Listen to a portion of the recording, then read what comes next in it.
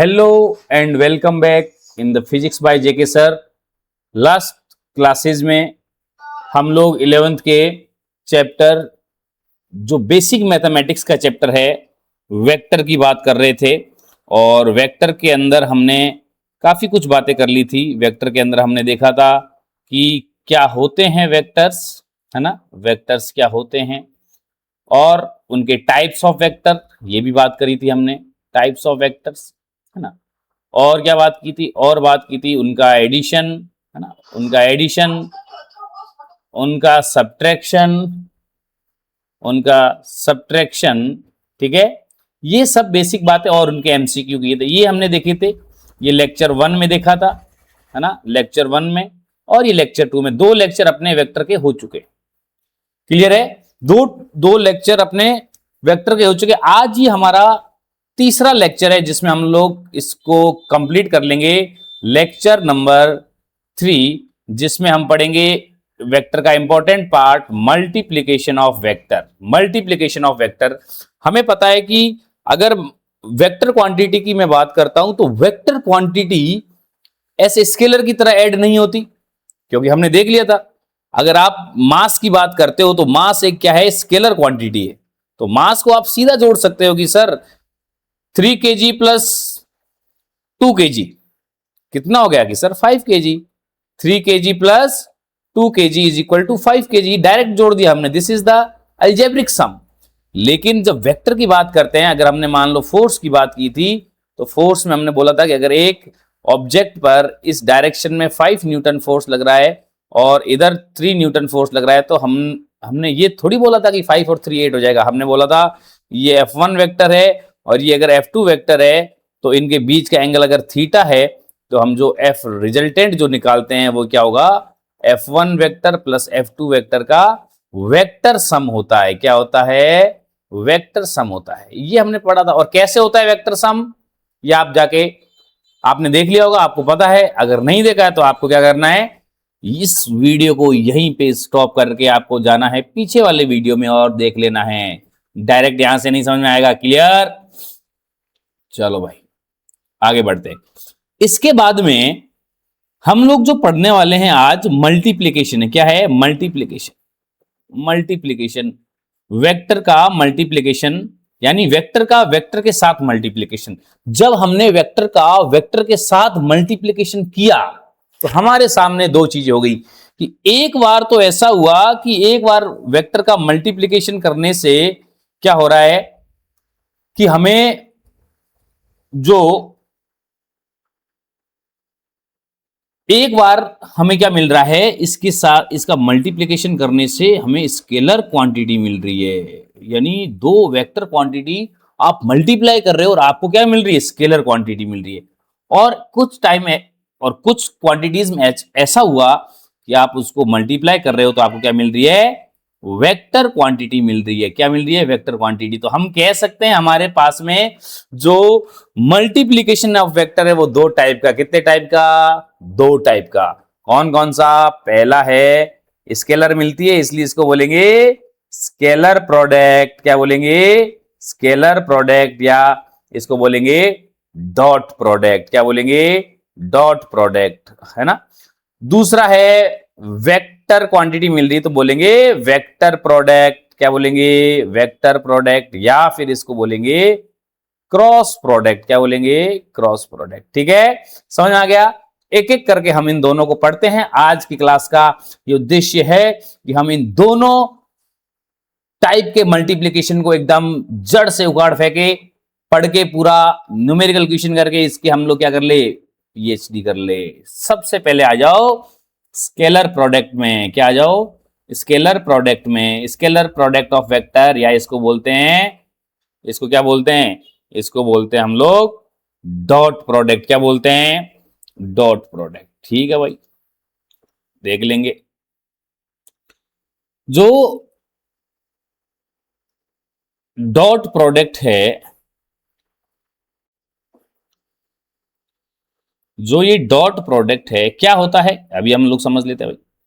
अगर मैं इसमें देखूं कि अगर मेरे पास में दो वेक्टर है, क्या है, दो वेक्टर है मेरे पास में, एक है ए वेक्टर है और दूसरा ये है बी वेक्टर, और इन दोनों के बीच में थीटा एंगल है। क्या है? थीटा एंगल है। ठीक है, कोई बड़ी बात नहीं, दो वेक्टर है जिनके बीच में थीटा एंगल है, और ये थीटा एंगल कुछ भी हो सकता है। हमने मान लिया कि इन दोनों के बीच में एंगल थीटा है। अब इस थीटा एंगल में हमारा जो डॉट प्रोडक्ट है वो क्या कहता है कि पहली बात तो जो डॉट प्रोडक्ट है उससे हमें क्या मिलेगा? एक स्केलर क्वांटिटी मिलेगी। क्या मिलेगी? स्केलर क्वांटिटी मिलेगी। तो डॉट प्रोडक्ट कैसे डिफाइन होता है कि two vectors, dot product of two vectors is defined as the product of their magnitude with the cosine of angle between them. अगर मान लो मेरे पास में दो वेक्टर है, तो ए वेक्टर का मैग्नीट्यूड क्या होगा? ए, बी वेक्टर का मैग्नीट्यूड बी होगा। तो इन दोनों का जो डॉट प्रोडक्ट है, A vector dot B vector, दो डॉट प्रोडक्ट को कैसे लिखेंगे? बीच में डॉट लगाएंगे दोनों वेक्टर, इनका क्या होगा? डॉट प्रोडक्ट कैसे डिफाइन होगा? ए का मैग्नीट्यूड इंटू बी का मैग्नीट्यूड, दोनों के मैग्नीट्यूड का प्रोडक्ट और इन दोनों के बीच के एंगल का कोसाइन, यानी कॉस थीटा। अब ये जो मेरे पास में आया है ए dot B, A vector dot B vector is equal to A B cos theta. आप इसमें देखें ना, ए बी कॉस थीटा जो है ना वो आपकी कुछ न्यूमेरिकल वैल्यू है। कैसे? ए का मैग्नीट्यूड तो कुछ वैल्यू है, बी का मैग्नीट्यूड भी कुछ वैल्यू है, और थीटा अगर आप कुछ भी रखोगे तो कुछ एक न्यूमेरिकल वैल्यू आएगी ना। तो ये जो यहां पर है ए बी कॉस थीटा, ये क्या है? ये आपकी न्यूमेरिकल वैल्यू है। इसका मतलब यहां पर कोई डायरेक्शन का तो लफड़ा ही नहीं है, यहां पर कोई डायरेक्शन का लफड़ा ही नहीं। ये तो क्या है? मैग्नीट्यूड है। बिल्कुल मैग्नीट्यूड होगा, क्योंकि हम बोल ही तो रहे हैं ना स्केलर प्रोडक्ट है। इससे हमें क्या मिलेगी? स्केलर क्वांटिटी मिलेगी। क्या मिलेगी? स्केलर क्वांटिटी मिलेगी। कोई दिक्कत? कोई दिक्कत वाली बात नहीं है। ये जो हमारे पास में आ गया ए वेक्टर डॉट बी वेक्टर, यानी ए बी कॉस थीटा, जहां पर ए और बी क्या है? मैग्नीट्यूड। इसको आप ऐसे भी लिख सकते हो कि ए का magnitude sir A dot B vector को मैं लिख सकता हूं क्या कि ए बी कॉस थीटा। बिल्कुल, ए और बी वेक्टर को ऐसे भी लिख दे तो कोई बड़ी बात नहीं है। हमने आप देखा है कि दोनों तरह से आपको लिखना आना चाहिए। कोई दिक्कत? समझ में आया यहां तक? चलो भाई, ये हो गया हमारे पास में scalar product of two vectors. ठीक है, चलो भाई आगे बढ़े। ठीक है, एग्जाम्पल अगर मान लो इसकी मैं बात करूं, एग्जाम्पल की सर, एग्जाम्पल जैसे आप एग्जाम्पल देखिए, वर्क। अगर आपने देखा होगा वर्क का फॉर्मूला 10th क्लास में पढ़ा, force into display, 9th class में फोर्स इंटू डिस्प्लेसमेंट, वहां इतना देखा था। लेकिन एक्चुअली में होता है फोर्स डॉट डिस्प्लेसमेंट का, force F vector dot S vector. ये आपका जो वर्क होता है डब्ल्यू, ये आपका फोर्स और डिस्प्लेसमेंट का डॉट प्रोडक्ट से आता है, यानी ये F S cos theta. W is equal to, इन दोनों के बीच में अगर आप किसी भी ऑब्जेक्ट पर, ये मान लो इस डायरेक्शन में फोर्स लग रहा है एफ, ठीक है, और ये मान लो यहाँ पे एस डिस्प्लेसमेंट हुआ है, तो डब्ल्यू क्या हो जाएगा? F dot S cos theta. Cos क्या है? 0 है, ठीक है ना। तो W is equal to F S. आप वहां पे यही फॉर्मूला पढ़ते हो, W is equal to F S, यानी हम वो केस लेते हैं जिसमें जिस डायरेक्शन में फोर्स है उसी डायरेक्शन में क्या है? डिस्प्लेसमेंट है। वरना अगर थीटा एंगल पर आ जाए तो हम उसमें भी निकाल सकते हैं। तो हम लोग फोर्स का कौन सा कंपोनेंट ले लेंगे? जो इस डायरेक्शन में है, क्योंकि परपेंडिकुलर कंपोनेंट तो वर्क करेगा ही नहीं। ये वर्क में हम लोग पढ़ेंगे डिटेल में। क्लियर? ये हमारे सामने था कि कैसे भाई अपन बात कर सकते हैं एक स्केलर प्रोडक्ट की। समझ में आ गया? स्केलर प्रोडक्ट कोई दिक्कत वाली बात नहीं है, ठीक है।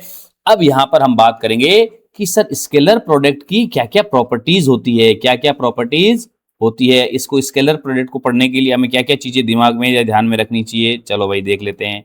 सबसे पहली बात आपको भी पता है, मैंने बहुत इंपॉर्टेंट बात बोल भी दी कि scalar product is a scalar quantity, is a scalar quantity. मैं इसलिए लिख रहा हूं कि आप प्रॉपर नोट्स बना लेवे। क्लियर? ताकि नेक्स्ट टाइम आपको सिर्फ और सिर्फ नोट्स वापस पढ़ने की जरूरत हो और कोई दिक्कत वाली बात नहीं, ठीक है। चलो भाई, अगर मान लो ये स्केलर क्वांटिटी है, ये तो कोई सिंपल सी बात है, कोई दिक्कत वाली बात ही नहीं है। प्रॉपर्टी नंबर सेकंड, अगर मान लो मैं दो वेक्टर ले रहा हूं, ये लिया वेक्टर ए और ये लिया मैंने वेक्टर बी, इनके बीच में एंगल है थीटा, थीटा एंगल है। अब ये जो थीटा है आप इसको देख के बता सकते हो सर लेस देन 90 डिग्री है, या हम इसको कह सकते हैं एक्यूट एंगल है। क्या है? Acute angle. जब थीटा लेस देन 90 होता है तो कॉस थीटा तो क्या रहता है? पॉजिटिव रहता है। रहता है कि नहीं रहता है? इसका मतलब आपके जब एंगल लेस देन 90 होगा उस केस में आपका जो डॉट प्रोडक्ट होगा ए डॉट बी, ये क्या होगा? ग्रेटर देन 0 होगा, पॉजिटिव होगा। क्या होगा? पॉजिटिव। बहुत सिंपल बात है, कोई दिक्कत वाली बात नहीं है। चलो भाई बहुत बढ़िया, शाबाश, समझ में आ गया। इतना सिंपल सिंपल बातें हैं तो धूम धड़ाके से समझ में आती जाएगी और हम आगे बढ़ते जाएंगे। चलो भाई सेकंड, आपको पता चल गया कि सर ने 90 डिग्री से कम एंगल लिया तो अगला बिल्कुल जाहिर सी बात है 90 से ज्यादा लेंगे। यानी इस बार आपका ए वेक्टर है ये और बी वेक्टर कुछ इस डायरेक्शन में है, ठीक है। ये आपका थीटा है, तो आप समझ गए सर इस बार थीटा ग्रेटर देन 90 और लेस देन 180 है ना। या कह सकते हैं कौन सा? ऑब्ट्यूज एंगल है। क्या है? ऑब्ट्यूज एंगल है, यानी सेकंड क्वाड्रेंट में चला गया। और सर सेकंड क्वाड्रेंट क्या बोल रहे हो? आपको कुछ नहीं समझना, आप तो बस ये करते जाओ। इसके आगे वाला चैप्टर हमारा ट्रिग्नोमेट्री है, बेसिक मैथमेटिक्स है, उसमें बताएंगे थीटा जब यहाँ ये 0 और ये 90 ये 180, जब हम लोग इसके बीच में एंगल की बात करते हैं, यहाँ सभी पॉजिटिव से इसमें यहाँ सभी पॉजिटिव होते हैं और इसमें हमारा साइन और कोसेक पॉजिटिव रहता है, बाकी सब नेगेटिव रहते हैं। तो जब थीटा 90 और 180 के बीच में होगा तो कॉस थीटा की वैल्यू क्या आएगी? नेगेटिव आएगी। अगर आपको नहीं पढ़ा आपने ट्रिग्नोमेट्री, आप 11th क्लास में आए हो, आपने ट्रिग्नोमेट्री नहीं पढ़ा, 10th वाली ट्रिग्नोमेट्री के बाद की बातें हैं तो 10th वाली आनी चाहिए। उसके बाद की जो एक्स्ट्रा बातें हैं वो हम लोग इसके बाद वाली क्लास, इसके बाद वाले चैप्टर में करेंगे। इसके बाद ट्रिग्नोमेट्री है, क्योंकि हमारा चैप्टर चल रहा है बेसिक मैथमेटिक्स, यानी आप बायो से हो तो आपके लिए तो बहुत इंपॉर्टेंट है। मैथ वाले तो फिर भी मैथ्स में पढ़ लेंगे तो थोड़ा बहुत उधर से कर लेंगे, लेकिन बायो वाले स्टूडेंट्स के लिए these basic mathematics classes are very very very important. Clear? Cos theta negative है, यानी इसमें आपका इसमें ए डॉट बी जो है ना, ए डॉट बी ये क्या आएगा? ए डॉट बी क्या आएगा? लेस देन 0 आएगा, यानी नेगेटिव आएगा। क्लियर? कोई दिक्कत वाली बात नहीं है। देख लो इधर, अगर मान लो एंगल आपका क्या है?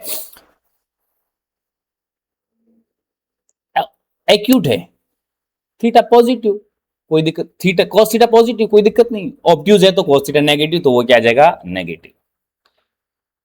अगर मान लो क्या डॉट प्रोडक्ट की वैल्यू 0 भी हो सकती है क्या? सर 0 से ज्यादा कोई वैल्यू जब एक बार पॉजिटिव होती है और एक बार नेगेटिव, तो मतलब इसके बीच में 0 तो आएगा ना, नंबर लाइन पे भी आपको आप कह सकते हो। तो यानी अगर मैं ऐसे बोल दूं, ये देखो थर्ड केस, अगर आपका थीटा 90 डिग्री हो, क्या हो? 90 डिग्री, यानी एक वेक्टर आपका ए इस डायरेक्शन में है और दूसरा वेक्टर बी वेक्टर आपका इस डायरेक्शन में है और ये थीटा 90 है, तो cos 90 होता है 0, इसलिए A vector dot B vector is equal to आएगा 0। यानी आप हमेशा ध्यान रखेंगे कि जब भी डॉट प्रोडक्ट 0 होगा इसका मतलब क्या है? A vector is perpendicular B vector, perpendicular, कौन सा कुलर? परपेंडिकुलर। क्या है? वेक्टर क्या है आपस में? परपेंडिकुलर। जब भी वेक्टर परपेंडिकुलर होंगे उस केस में इनका डॉट प्रोडक्ट क्या होगा? 0। क्या होगा? 0। चलो भाई कोई दिक्कत वाली बात नहीं, इजी है, इजी है।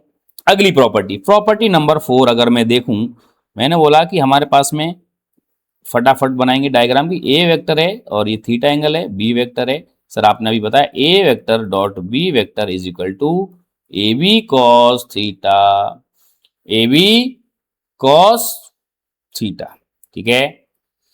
तो ए बी कॉस थीटा,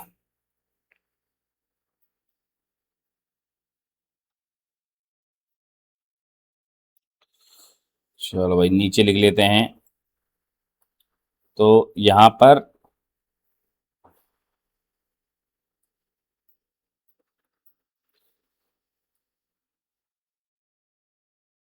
ए और बी वेक्टर के बीच में अगर मान लो डॉट प्रोडक्ट की बात करता हूं, A vector dot B vector is equal to A B cos theta. ठीक है भाई, यानी अगर मान लो इन दोनों के बीच में थीटा एंगल है, ये क्या है, थीटा एंगल है, और इस एंगल की अगर मैं बात करूं यहां से, तो कॉस थीटा क्या आ जाएगा,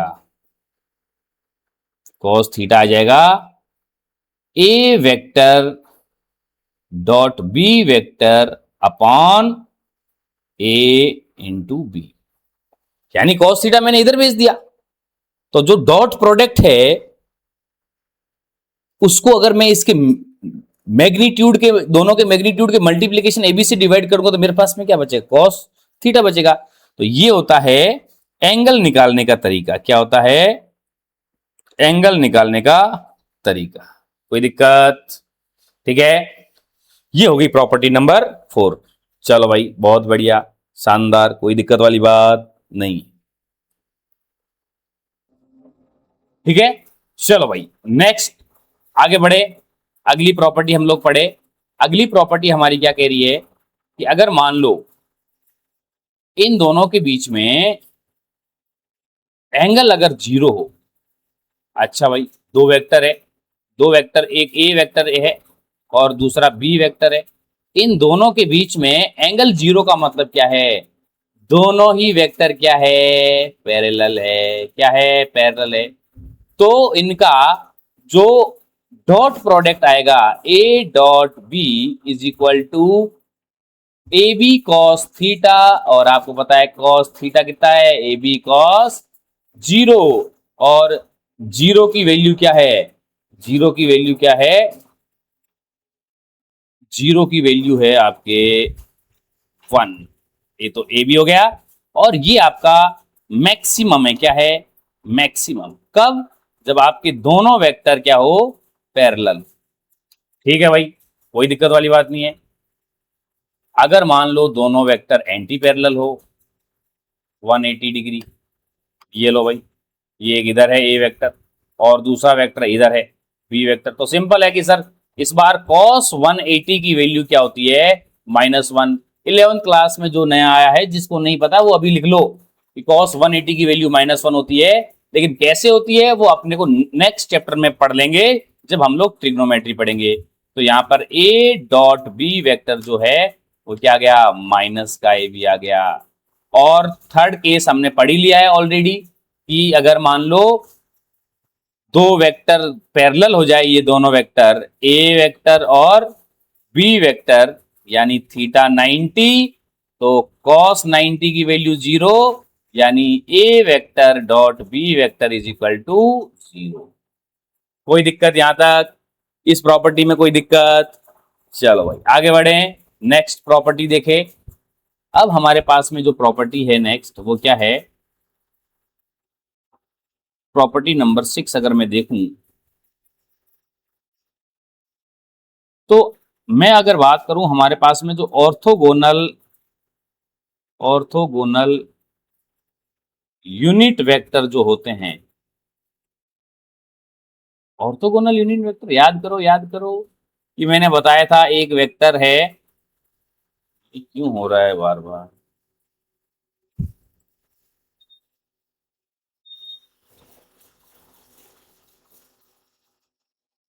एक वेक्टर है, ये एक्स एक्सिस है, ये वाई एक्सिस है और जेड एक्सिस है। इनके यूनिट वेक्टर जो होते हैं डायरेक्शन को शो करने वाले, ये आई कैप, ये जे कैप और ये के कैप।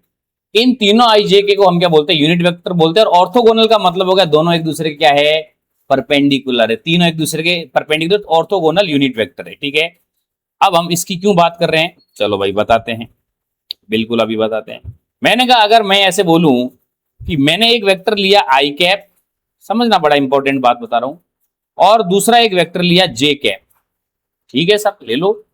मैंने कहा इन दोनों का डॉट प्रोडक्ट है ना, यूनिट वेक्टर है, इन यूनिट वेक्टर का आपस में मैं डॉट प्रोडक्ट ले रहा हूं, तो क्या होता है कि सर ए और बी का डॉट प्रोडक्ट होता है ए बी कॉस थीटा, तो आई और जे का आई जे कॉस थीटा। मैंने कहा हाँ, और आई और जे का वैल्यू क्या है, वहां मैग्नीट्यूड क्या है, इधर हमें तो पता है, आपने बता रखा है बिल्कुल कि आपका जो I cap is equal to J cap is equal to K cap, इन तीनों का मैग्नीट्यूड क्या होता है 1।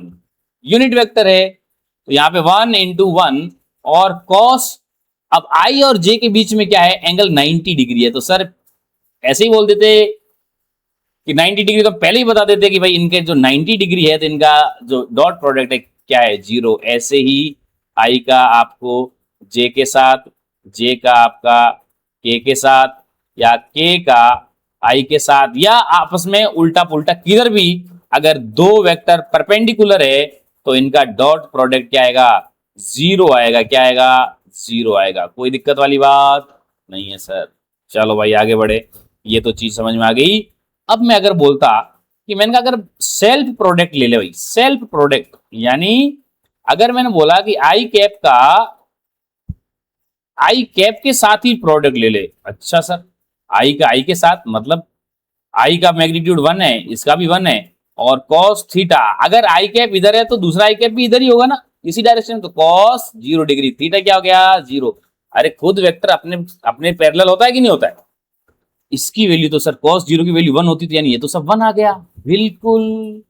आई cap dot I cap is equal to J cap dot J cap is equal to K cap dot K cap, इन सब की value क्या रहती है 1 रहती है। ये बहुत इंपॉर्टेंट है क्योंकि जब हम कंपोनेंट फॉर्म में डॉट प्रोडक्ट करेंगे तब ये काम लूंगा। कोई दिक्कत, यहां तक कोई दिक्कत नहीं है कि ऑर्थोगोनल यूनिट वेक्टर अगर आप आई जे के की बात करोगे तो उनका एक दूसरे के साथ जो डॉट प्रोडक्ट है वो क्या होगा 0 होगा, और खुद के साथ डॉट प्रोडक्ट क्या होगा 1 होगा। क्या होगा 1, क्योंकि ये क्या है यूनिट वेक्टर है। क्या है यूनिट वेक्टर है कि नहीं। अगर मान लो आप कोई और वेक्टर ले लो, अगर मान लो किसी और वेक्टर से अगर करते हैं ना, जैसे कोई जरूरी नहीं कि आपने कि सर आपने सेल्फ प्रोडक्ट क्या सिर्फ इसी वेक्टर से पॉसिबल है, नहीं। मान लो मैंने ए वेक्टर लिया, इसका इसी के साथ अगर मैं डॉट प्रोडक्ट ले रहा हूं तो क्या हो जाएगा ए का मैग्नीट्यूड इंटू ए का मैग्नीट्यूड कॉस 0। बिल्कुल ए और ए के बीच में एंगल 0 है तो ये तो हो गया सर ए स्क्वायर। यानी आप ये ध्यान रखोगे किसी भी वेक्टर का खुद के साथ में अगर आप क्या लोगे डॉट प्रोडक्ट लोगे तो उसके मैग्नीट्यूड का स्क्वायर, और चूंकि हमने अभी बात करी थी किसकी यूनिट वेक्टर की, तो इसलिए 1 का स्क्वायर 1 ही रहता है। तो ये A vector dot A vector is equal to A square, ये अगली प्रॉपर्टी हो गई, बात इंपॉर्टेंट बात होगी। क्लियर, ये सारी इंपॉर्टेंट बातें हो रही है, ध्यान रखना। अगर आपको स्केलर प्रोडक्ट और ये प्रॉपर्टी आ गई तो आप क्वेश्चन धड़ धड़ धड़ धड़ ऐसे करोगे, क्वेश्चन समझ में आई बात। चल भाई आगे बढ़ते हैं, ठीक है। अब इसका अगर हम लोग कंपोनेंट फॉर्म देख ले तो हमारा तो स्केलर प्रोडक्ट कंप्लीट ही हो जाए, कंप्लीट हो गया हमारा स्केलर प्रोडक्ट। अब हम बात कर लेते हैं इसके इंपॉर्टेंट कंपोनेंट फॉर्म की। वाह भाई वाह, कंपोनेंट फॉर्म कैसे, कंपोनेंट फॉर्म। चलो मैंने कहा कि हमारे पास में अभी हम बात कर ही रहे थे कि भाई ये अपना x axis, y axis, z axis, और कोई वेक्टर ए वेक्टर दे रखा है आपको यहाँ पे जिसके x1, y1, z1 है, और कोई वेक्टर पॉइंट बी है तो x2, y2, z2 है। इनका वेक्टर कंपोनेंट फॉर्म में वेक्टर क्या होगा कि sir A vector is equal to x1 i cap plus y1 j cap plus z1 k cap. कोई दिक्कत वाली बात नहीं है सर, बता रखा है पहले। बी वेक्टर लिखूंगा sir x2 i cap plus y2 j cap plus z2 k cap. कोई दिक्कत नहीं है। मैंने कहा अगर स्केलर प्रोडक्ट अगर हम लोगों ने इससे पहले पढ़ा था ए बी कॉस थीटा, तो अगर मैं स्केलर प्रोडक्ट निकाल रहा हूं तो मेरे को ए का मैग्नीट्यूड, बी का मैग्नीट्यूड और उन दोनों के बीच का एंगल चाहिए, लेकिन हमें कंपोनेंट फॉर्म में कैसे निकालना है। जैसे इसको समझिए, आपको एक चलो मैं एक एग्जांपल से बता देता हूं, आप इसको समझिए। यहाँ पे कि स्केलर प्रोडक्ट हमने जब किया ना, तो जैसे यहाँ पे एक एग्जांपल समझिए कि एग्जांपल ले रहा हूं मैं कि अपने पास में दिया कि एक वेक्टर है ए जिसका मैग्नीट्यूड है 3 और एक वेक्टर है बी, है ना, उसका मैग्नीट्यूड है 4, ठीक है, और इनके बीच में 60 डिग्री एंगल है। तो बताओ A vector dot B vector. तो आप क्या करते कि sir A B cos theta आपने बता दिया हमें, तो हम क्या करेंगे 3 इंटू 4 इन दोनों का मैग्नीट्यूड और कॉस बीच का एंगल 60, ले भाई 4 3 12 cos 60 की वैल्यू 1/2, तो ये क्या आ गया 6, आंसर आ गया सर 6 यूनिट। मैग्नीट्यूड आया, एक वेक्टर क्वांटिटी आता नहीं, स्केलर प्रोडक्ट है तो 6 आ गया, कोई दिक्कत नहीं है। लेकिन अब कैसे करोगे अगर आपको ये दे दिया जाए इनका। अब मैं कह रहा हूं कि आपको कंपोनेंट फॉर्म में दे दिया और मैं कह रहा हूं कि आप मेरे को इसका डॉट प्रोडक्ट निकाल के बताओ, यानी मेरे को क्या चाहिए, ए वेक्टर डॉट बी वेक्टर, कुछ नहीं है। तो मैंने कहा कैसे, मैंने कहा बस कुछ नहीं, जो वेक्टर दे रखे लिखो, पहले लिखो तो सही कि x1 i cap plus y1 j cap plus z1 k cap dot x2 i cap plus y2 j cap plus z2 k cap, ये इन दोनों का डॉट प्रोडक्ट। हमारी मैथमेटिक्स क्या कहती है, मैथमेटिक्स ये कहती है कि अगर आप इसका मल्टीप्लाई कर रहे हो तो पहले इससे करोगे, फिर इससे करोगे, फिर इससे करोगे। अब मल्टीप्लाई क्या है, वेक्टर प्रोडक्ट, तो पहले इसका इसके साथ वेक्टर प्रोडक्ट होगा। मैंने कहा लो भाई करके दिखाऊं, आपको करके दिखाऊं। x1 और x2 ये तो कॉफिशिएंट है, तो x1 x2 i का i के साथ मल्टीप्लाई है, मतलब डॉट प्रोडक्ट, तो यहां लिख देंगे i dot I cap dot I cap. समझना, मैं पूरा बता रहा हूं, समझना इधर।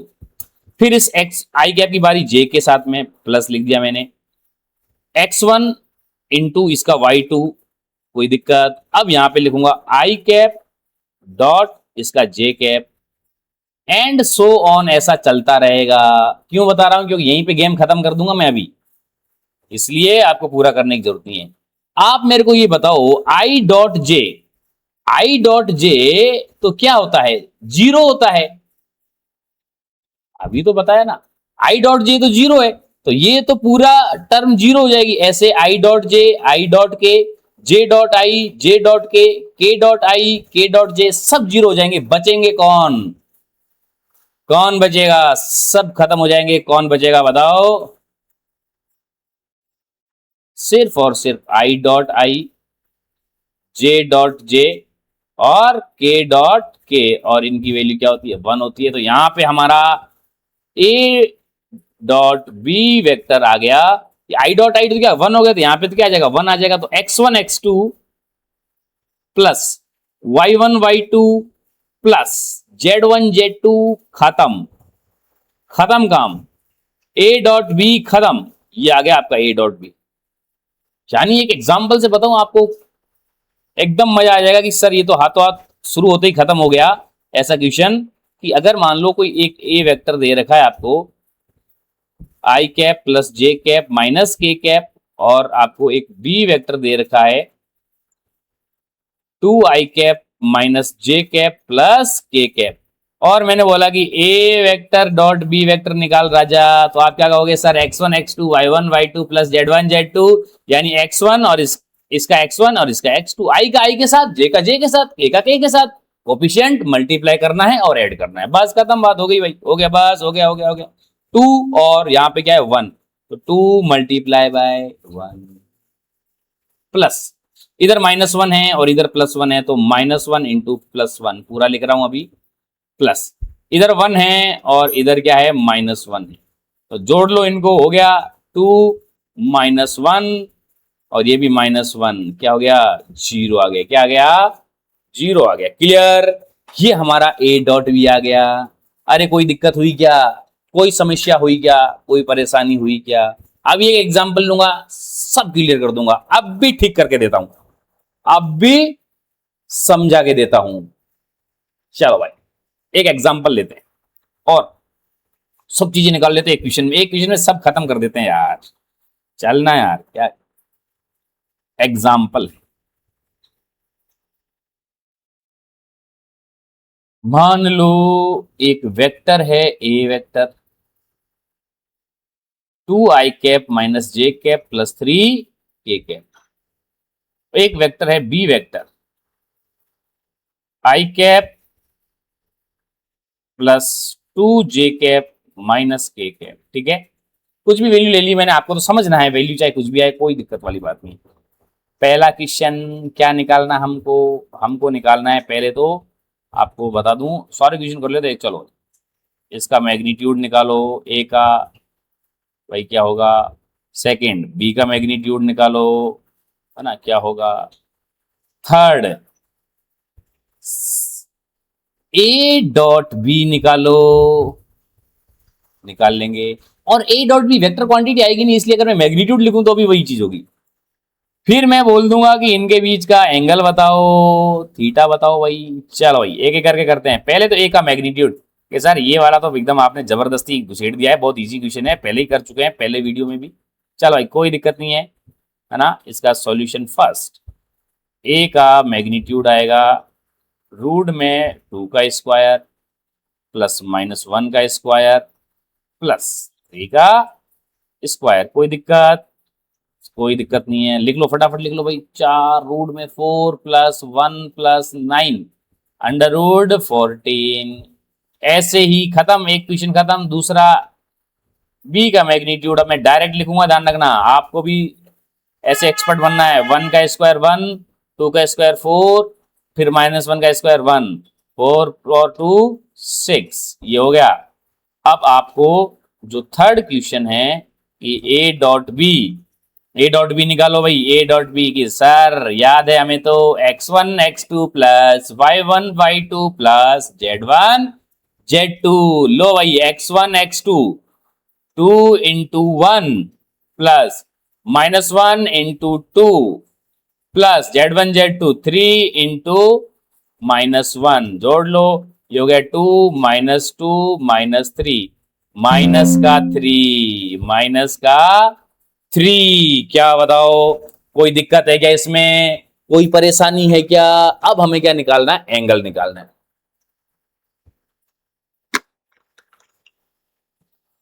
एंगल कैसे निकालोगे? हमने प्रॉपर्टी में बताया आपको कि अगर मान लो हमसे एंगल पूछा जाए तो हमें पता है कि ए डॉट बी क्या है, ए बी कॉस थीटा। तो कॉस थीटा क्या हो जाएगा? A vector dot B vector upon A B. इसीलिए मैंने ए बी निकलवाया। तुम्हें क्या लगता है इजी इक्वेशन दिया, मेरे को जरूरत थी यहाँ पे निकालने की।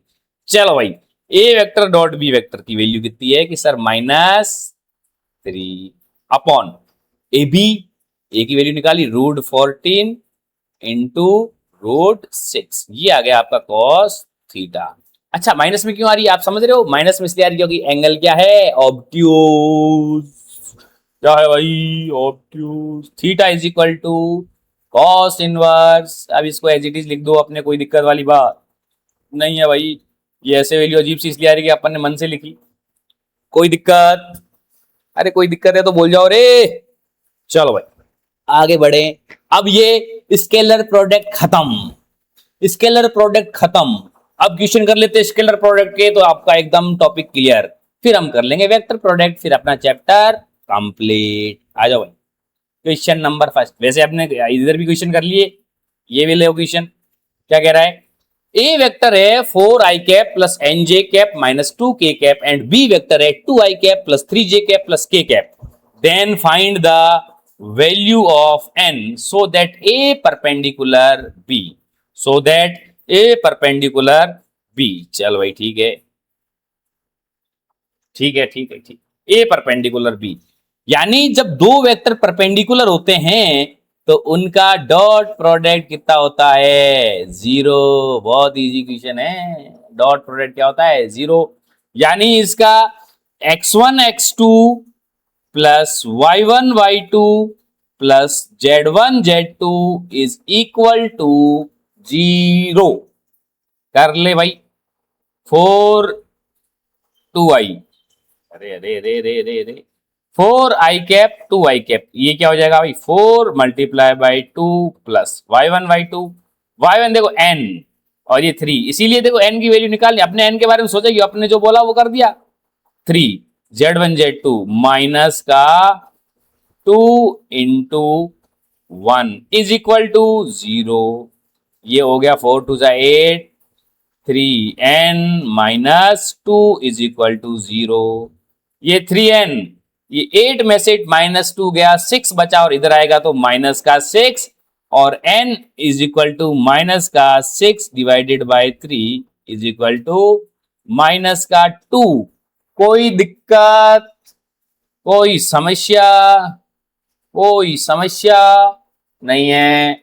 चलो भाई बड़े आगे, देखो वेक्टर पढ़ लो और पूरे 11th और 12th की फिजिक्स को मुट्ठी में कर लो। आगे बढ़े भाई।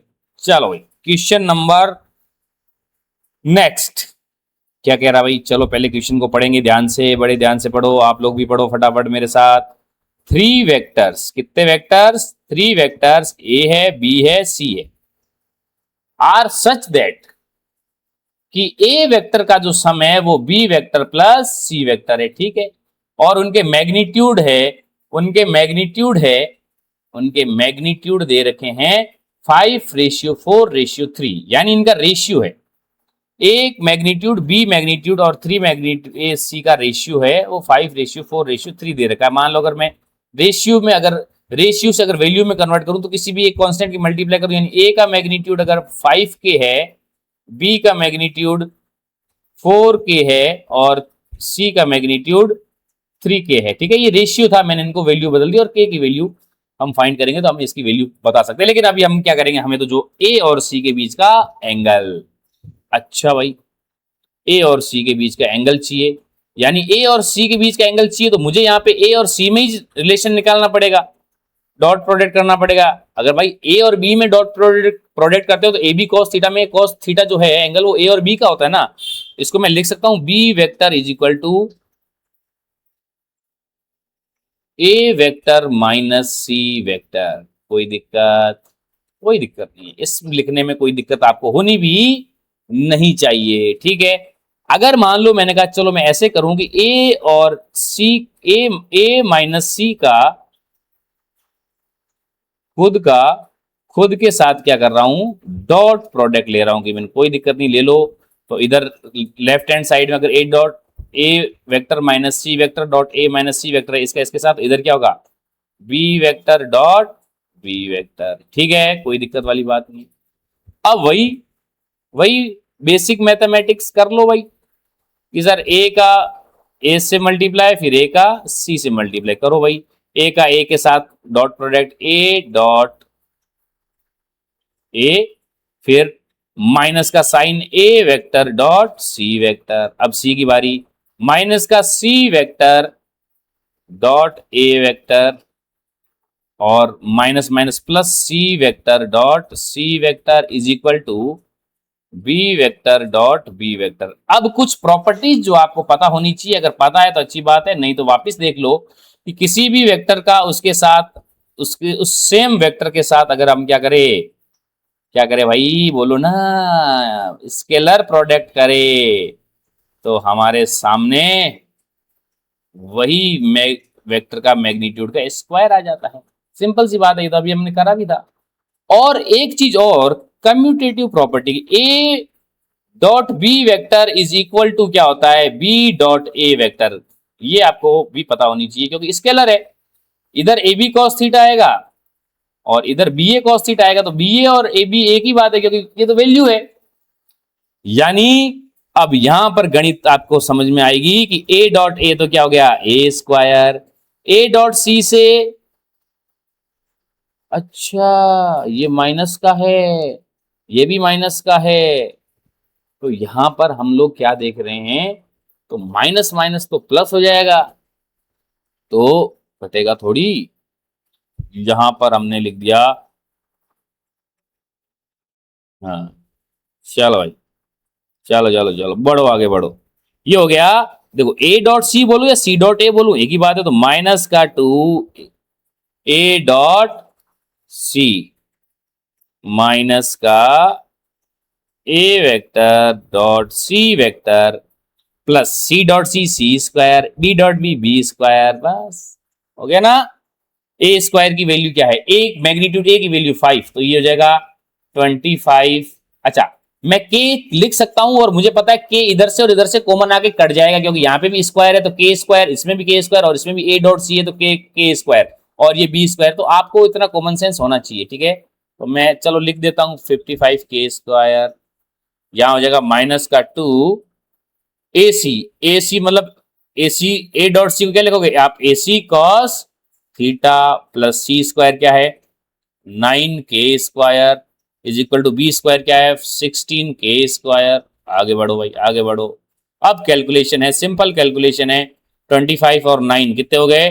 25 और 9 हो गए आपके 34 k स्क्वायर, 34 k स्क्वायर। और यहाँ पे वैल्यू रख दो माइनस का 2। ए की वैल्यू कितनी है? 5k और सी की वैल्यू है 3। 5k और 3k, 5k और 3k, 15 k square into 2, 30 k square. इतना अब आपको पता होना चाहिए भाई, छोटे बच्चे नहीं रहे, सीधी कैलकुलेशन करनी इतनी तो आनी चाहिए।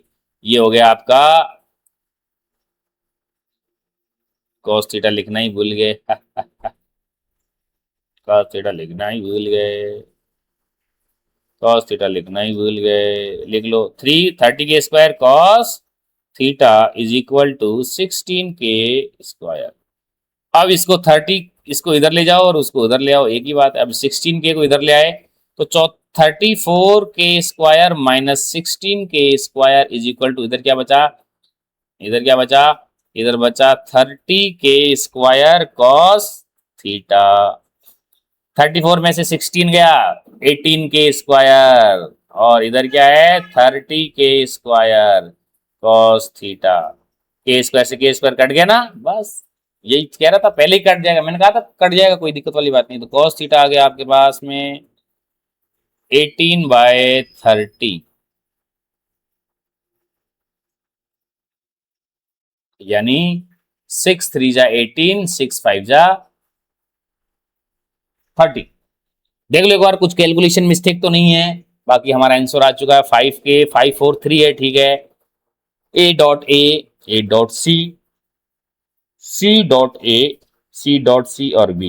ए का स्क्वायर 2ac, सी का स्क्वायर 25 और बी हो गया 16 और ये सी हो गया 9। के स्क्वायर 2ac, ए और सी 5 3 जा 15, 15 2 जा 30 k स्क्वायर और इधर 16 है। 16 को आप इधर लाओगे तो ये माइनस में हो जाएगा और 34 में से माइनस में 16k चला गया तो आपको क्या बचा? 18। और इधर ये तो आपका cos थीटा की वैल्यू आ चुकी है। कोई दिक्कत? 3/5, ठीक है। अच्छा, ऐसे एक आपको ट्रायंगल है, आपको पता होना चाहिए, लेकिन आगे हम बात करेंगे जब हम ट्रिग्नोमेट्री बताएंगे, ठीक है। चलो, मेरे से रहा नहीं जाता, मैं बता ही देता हूं। एक स्पेशल ट्रायंगल होता है भाई, ये अगर एंगल 37 है तो ये होती है 3, ये होता है 53, ये 4 और ये 5। अगर आपके ये 3/5 लिखा हुआ है, इसका मतलब पता है क्या है? 3/5, 3/5 कॉस थीटा। कॉस थीटा क्या होता है? Base upon hypotenuse. Base upon hypotenuse मतलब 3/5, बेस इसको लिया है, हाइपोटेनस ये लिया है, तो एंगल कितना होगा? Cos 53 is equal to 3/5। तो थीटा क्या आ गया? 53 आ गया। क्या आ गया? 53 आ गया। ये वाली बात आपको पता होनी चाहिए, ठीक है। ये एक स्पेशल ट्रायंगल होता है। याद कैसे रखोगे? याद कैसे रखोगे कि भाई ये एक ट्रायंगल होता है जिसमें 37 के सामने वाली साइड 3 होती है और 53 एंगल के साइड वाली 4 होती है। ये 53 है, यहाँ पे ध्यान रखना। ये तो ये एक ट्रिपलेट होता है, 3 4 5 उसका ट्रायंगल है। ये एंगल बहुत इंपॉर्टेंट है, एग्जामिनर का फेवरेट है। यहाँ से वो उसको कुछ क्वेश्चन डालना होता है तो ट्रायंगल होता है, तो ज्यादातर ये ट्रायंगल यूज करता है वो। ये हो गया आपका 53 और ये तो आपका 90 डिग्री है ही, ठीक है। नेक्स्ट क्वेश्चन करेंगे। एक दे रखा है, if A vector and B vector are two no, A vector और B vector are non collinear unit vectors, ठीक है भाई। एक सेकंड, ये आप लिख लो इसको कि A vector and B unit vector है, यानी ए का magnitude is equal to B का मैग्नीट्यूड इज इक्वल टू 1, खत्म बात। और ए और बी का जो एडिशन का जो मैग्नीट्यूड है वो क्या है? √3, और हमें ये वैल्यू निकालनी है। गिवन तो ये है, आप तो सिंपल सी बात है, आप तो डॉट प्रोडक्ट की क्वेश्चन कर रहे हो तो आपको पता होना चाहिए कि मैं अगर इसमें बात करूं कि A vector plus B vector, अगर इसको मैं स्क्वायर कर दूं, ए वेक्टर प्लस बी वेक्टर, वैसे ए वेक्टर प्लस बी वेक्टर कोई एक वेक्टर आएगा, है तो एक वेक्टर ही ना। इसका स्क्वायर इज इक्वल टू क्या होगा? √3 का स्क्वायर, ठीक है। कोई भी वेक्टर का स्क्वायर है तो उसको आप डॉट, उसके सेल्फ डॉट में लिख सकते हो। जैसे मैंने बोला ना कि ए स्क्वायर को आप ऐसे भी लिख सकते हो, A vector dot A vector, ऐसे। तो ये A vector plus B vector dot A vector plus B vector, ठीक है, इज इक्वल टू 3a। बस यही हमें क्लू मिलना चाहिए था, क्लू मिल गया। अब कर लो इसको ए की ए के साथ, तो A vector dot A vector plus A vector dot B vector plus B vector dot A vector और plus B vector dot B vector is equal to 3।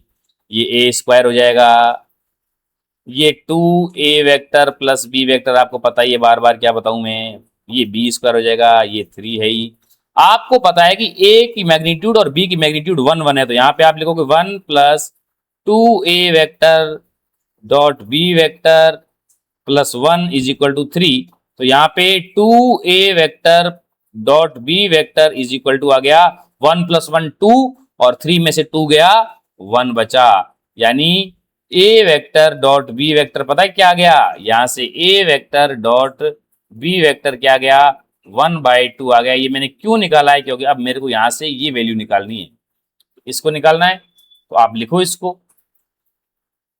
इसको मल्टीप्लाई कर लो सिंपली, है ना। ये आपने किया कि A vector minus B vector dot 2a vector plus B vector, ठीक है। अब वही मल्टीप्लीकेशन तो करना है और हम क्या ही कर सकते हैं, ये इधर गया तो 2a वेक्टर डॉट ए वेक्टर फिर b के साथ plus a vector dot B vector, फिर b की बारी माइनस का 2b वेक्टर डॉट ए वेक्टर, फिर b की बारी तो minus b vector dot B vector, ठीक है।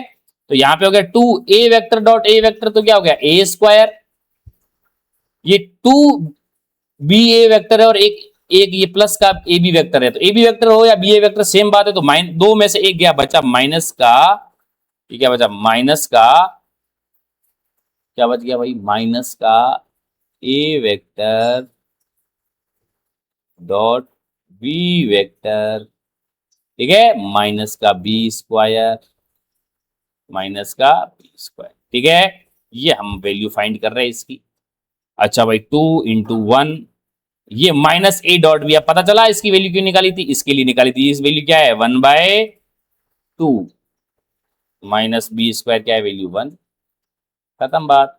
दो में से एक गया 1 माइनस 1/2, क्या बचा 1/2, इसका आंसर है। कोई दिक्कत है क्या इसमें, कोई परेशानी है क्या, कोई समस्या है क्या, सिंपल क्वेश्चन वेक्टर के करते जाओ, ठीक है।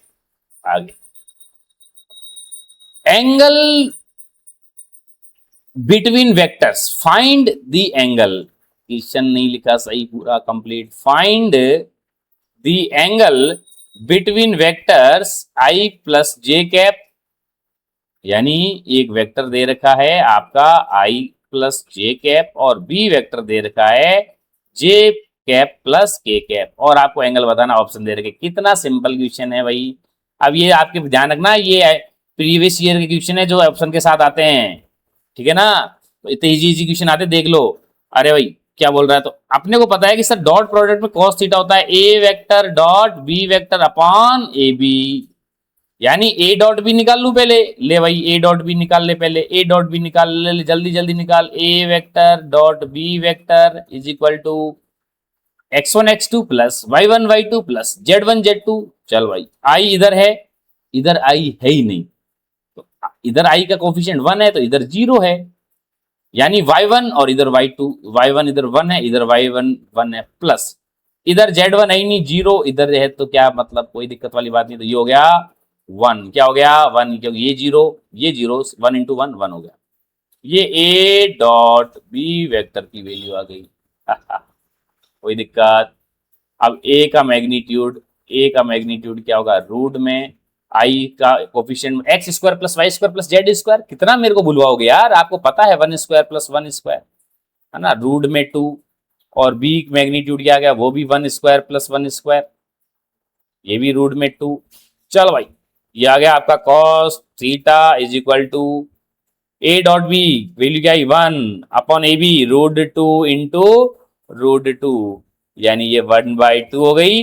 अरे cos थीटा 1/2 कब होता है, जब एंगल क्या होता है 60 डिग्री, 1 से 60 डिग्री, तो एंगल आ गया 60 डिग्री। तो यहां पे जाओ और इस ऑप्शन को टिक करो और आ जाओ घर पे। क्लियर? नेक्स्ट क्वेश्चन चले क्या? चलो भाई, हमने क्वेश्चन सारे कर लिए और अब हमारे पास में बचा है vector product of vectors. Vector product of vectors, vector product of vectors, यानी अब हमें क्या करना है, दो वेक्टर का ऐसे मल्टीप्लिकेशन करना है कि आंसर भी क्या है, वेक्टर प्रोडक्ट है। क्या है? Vector product.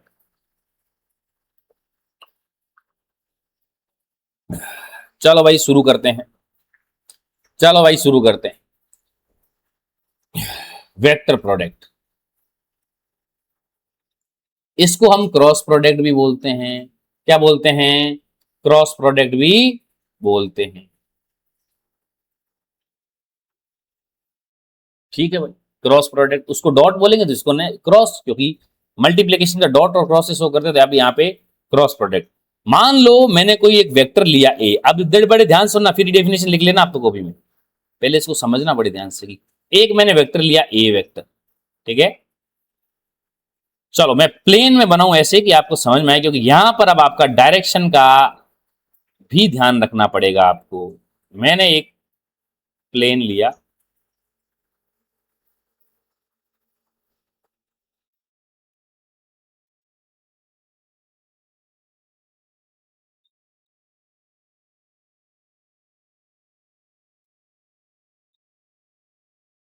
ठीक है, ये मान लो मैंने प्लेन ले लिया। अब इसके अंदर दो वेक्टर है, कितने वेक्टर है? दो वेक्टर। एक वेक्टर है आपका ए वेक्टर और दूसरा है आपका बी वेक्टर, और इनके बीच एंगल कितना है? थीटा। ठीक है, तो अगर हम इसमें बात करें कि ये जो ए वेक्टर है और ये जो बी वेक्टर है, इन दोनों के बीच में क्या है? थीटा एंगल है। तो इसका जो वेक्टर प्रोडक्ट है वो वेक्टर प्रोडक्ट क्या बोलेगा, या क्रॉस प्रोडक्ट क्या बोलेगा, कि एक वेक्टर ए और वेक्टर बी के बीच में जो क्रॉस प्रोडक्ट होगा वो इन दोनों के जो इसमें, अब आपको पता है कि सर दोनों का जो क्रॉस प्रोडक्ट करेंगे इससे अपने पास क्या आएगा? इससे अपने पास आएगा वेक्टर क्वांटिटी आएगी। क्या आएगी? Vector quantity. तो यहां पर ए क्रॉस बी में जो इस वेक्टर क्वांटिटी है, एक वेक्टर आएगा जो नया, उसका मैग्नीट्यूड होगा इन दोनों के मैग्नीट्यूड के मल्टीप्लीकेशन इनटू इन दोनों के बीच के एंगल के साइन थीटा के इक्वल, और इसकी डायरेक्शन होगी एन कैप। अब डायरेक्शन कैसे निकालेंगे वो हम बात करेंगे, कि जो इसकी डायरेक्शन होगी रिजल्टेंट वेक्टर की, वो इन दोनों के जो वेक्टर के जो प्लेन है उसकी क्या होगी? परपेंडिकुलर होगी। यानी the vector product of two vector is defined as vector having magnitude equal to the product of their magnitude and the sine of the angle between them, and direction is the perpendicular to plane containing both vectors। और इसकी जो direction कैसे निकालते हैं वो है right hand thumb rule या right hand screw rule से हम लोग निकालते हैं। तो अब देखो कैसे इसकी डायरेक्शन आएगी। जो मैंने बोला है कि अगर मान लो सी वेक्टर आ रहा है कहां से? ए क्रॉस बी से। ए क्रॉस बी करने से अगर सी वेक्टर आ रहा है तो ये जो ए और बी है, इन दोनों का जो ये प्लेन है, इस प्लेन के क्या रहेगा? परपेंडिकुलर रहेगा। कौन? जो हमारा वेक्टर आएगा। यानी तो सी वेक्टर क्या होगा? आपका इस डायरेक्शन में होगा। ये आपका क्या गया? सी वेक्टर, यानी ए क्रॉस बी। ठीक है, ये हो गया आपका ए क्रॉस बी से वेक्टर आ गया। तो अब इस वेक्टर में जो सी वेक्टर है, इस सी वेक्टर में दो चीजें हैं। एक तो मैग्नीट्यूड, मैग्नीट्यूड क्या होगा? A b sine theta. ठीक है, और डायरेक्शन क्या होगी? N cap. एन कैप क्या है? आपका इन दोनों के जो प्लेन है उसके परपेंडिकुलर। ठीक है, और परपेंडिकुलर भी कैसे निकालेंगे? परपेंडिकुलर भी कैसे डायरेक्शन निकालेंगे वो हम लोग बात करते हैं। आप इसमें यहाँ देखो, डायग्राम में भी देख सकते हो, ये ए क्रॉस बी है और ए क्रॉस बी में ये थीटा एंगल है। तो इनका जो रिजल्टेंट वेक्टर है सी ए क्रॉस बी, वो क्या है? इन दोनों के प्लेन, जो ये वाला प्लेन है, इस प्लेन के परपेंडिकुलर है। और हम इसमें जो डायरेक्शन निकालते हैं वो कैसे निकालते देख लो। ठीक है, उसके लिए है हमारे पास में राइट हैंड थंब रूल। क्या है? Right hand thumb rule. Right hand thumb rule क्या बोलता है? कि अगर मान लो आपने अपनी फिंगर्स को किस डायरेक्शन में रखा, जो पहला वेक्टर है, जैसे अपन ए क्रॉस बी कर रहे हैं तो ए वेक्टर के डायरेक्शन में अपन ने अपनी फिंगर्स को रखा और बी के डायरेक्शन की तरफ अपन ने इसको फोल्ड किया, तो थंब जो होगा वो ए क्रॉस बी की डायरेक्शन को शो करेगा। ये देखो, ये आपको दिख रहा है, ये देखो, ये रहा आपका जो ए वेक्टर है, यहाँ पे ये ए वेक्टर है इधर, ठीक है, और आपने ए वेक्टर से फिंगर्स को मोल्ड किया किस तरफ, बी वेक्टर की तरफ, ये इधर आपने इसको क्या किया, फोल्ड किया, तो आपका जो थंब है वो क्या होगा, सी वेक्टर यानी ए क्रॉस बी को क्या करेगा, शो करेगा। जैसे देखो इधर देखो, ये देखो, ये मेरे पास थंब है, आपको उल्टा दिख रहा होगा, लेकिन ये मेरा राइट हैंड है, क्या है, राइट हैंड है। तो इसमें मान लो मैंने क्या किया, ए वेक्टर की तरफ रखा फिंगर और बी वेक्टर की तरफ मोड़ूंगा, तो थंब क्या होगा मेरा, इसकी इन दोनों के रिजल्टेंट वेक्टर जो परपेंडिकुलर है उसको शो करेगा। तो ये आपकी डेफिनेशन लिखी हुई है।